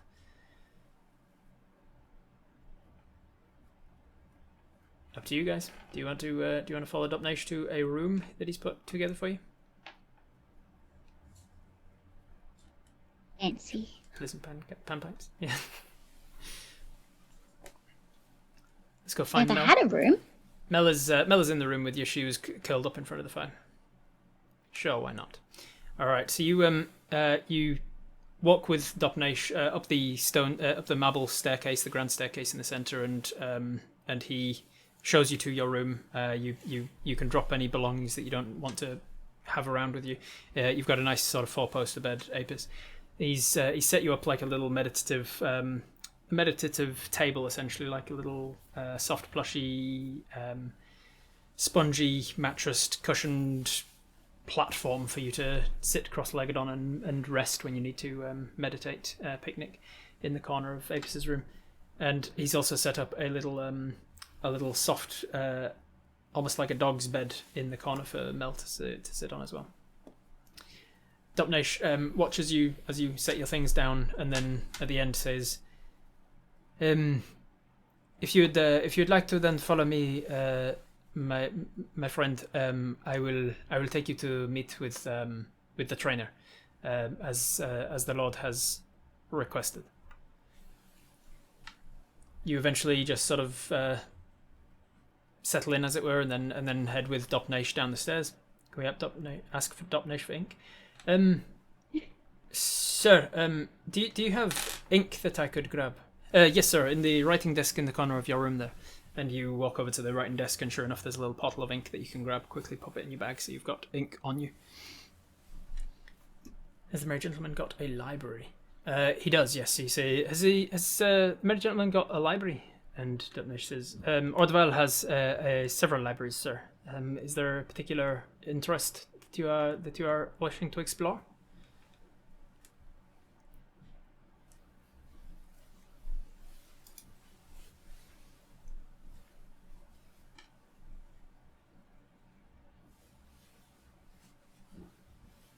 Could we see a book?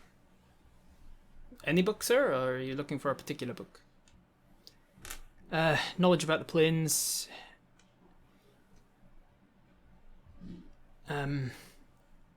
Horizon Walkers. Storing dawn magic. It seems you have a lot of interests. Perhaps you would be best exploring those at another time when you are more focused on what information you wish to glean. I'm happy to take you to any one of the libraries, but for now, perhaps we head downstairs. He heads down with you and heads out of the front door to go and meet with this trainer.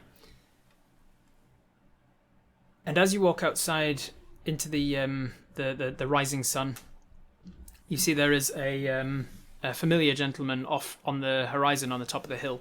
You see Farangol standing there where he left you. He's returned to that scene and is seemingly talking to a creature of a great size. I don't believe Apis has ever seen one in person that they remember. I don't believe they have, but you've definitely read about them and seen pictures of them in your storybooks from when you were a kid. It is a creature of a great size, of a horse sort of equine-looking rear end, but where the neck of the horse would be, the body of an Adonis.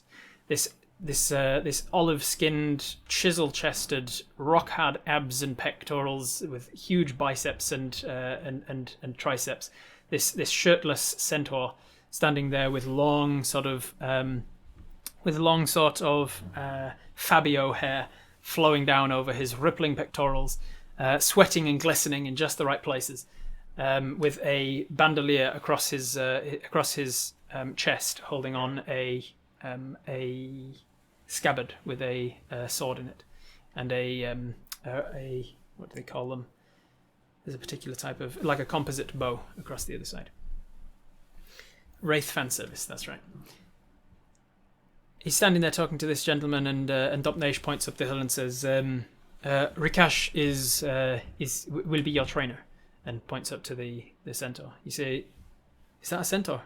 He says, "Yes, he is. But I think he would prefer he than that." Sorry, I didn't mean to be rude. Is he a centaur? Yes, Rikash is a centaur. Rikash, Wraith has finally got the name of her husband that she's been calling Adonis ever since she got him in a very brief glimpse of dream. Rikash. And you've spelt it right, Wraith, magically. 8. You head over that direction, following Dopnesh until he leads you up, and then you get to within earshot of what they're talking about, and you manage to make out that they're speaking in Sylvan, and Farangol is saying, "So she said that she no, what was it? But she said she didn't know where she was from. So you're saying that he has changed her mind on that? And Rikash says, it seems, sir, that all I'm doing is relaying information. The Lord has requested that you approach, and that he has also requested something of me to explain to you. I imagine that this means something more to you than it does to me. But he says this will not count. Those were his words. Right. Okay. I'll meet with them. And then it's at this point that Farangol seems to see you guys. And he says, there's really no time to think these things through, is there? Right, picnic. It seems you and I are together. And Rikash turns to you, Apis, and says, and it seems that you and I are together, Archer. What are your abilities with a sword? And he draws it out. And his sword is like curved, and it's like a scimitar kind of a blade. That was sooner than expected. It's good to meet you again, Farangol. Yes, I was called for. One of the dryads came and met me and said that the merry gentleman had specifically asked for my presence. Apparently he has learnt something about our new friend here, and said that the two of us have similar interests. He wants the two of us to spend some time together. Apparently you've met Fuckface. Yeah. You used to work for him. Yep. Well then, yes, we do have much to discuss. We shouldn't do so out in the open. Let's get back into the house. I want to know what you know. And he walks with you back down the hill towards the merry gentleman's house, and he starts to tell you a story of how he knew Rosie Gold, or Motley Man, or TJ, or any other of hundreds of names that you know him by. He tells you the story of the jester, the prick. Yes, he tells you of how he knew him, and it sounds about right. It sounds just as you have known him. You actually remember the day that he left for that trial, the day that he was called out by the other councils. You were around at the time. And as you leave, they leave Apis and Mel. Actually, I'm going to say that Mel, at this point, as soon as you left the house, she went whoop, and she went round the back of the house, and she's now just frolicking in the flowers. So it leaves just Apis and Rikash. And as Rikash has drawn his blade and said, what are your abilities with a weapon? He gets you to draw your blade out. And then he attacks. And that is where I'm going to leave it for today. Thank you very much for joining us. Thank you to AJ for joining us as well. Let's head over to the ending screen and we'll say goodbye. Goodbye.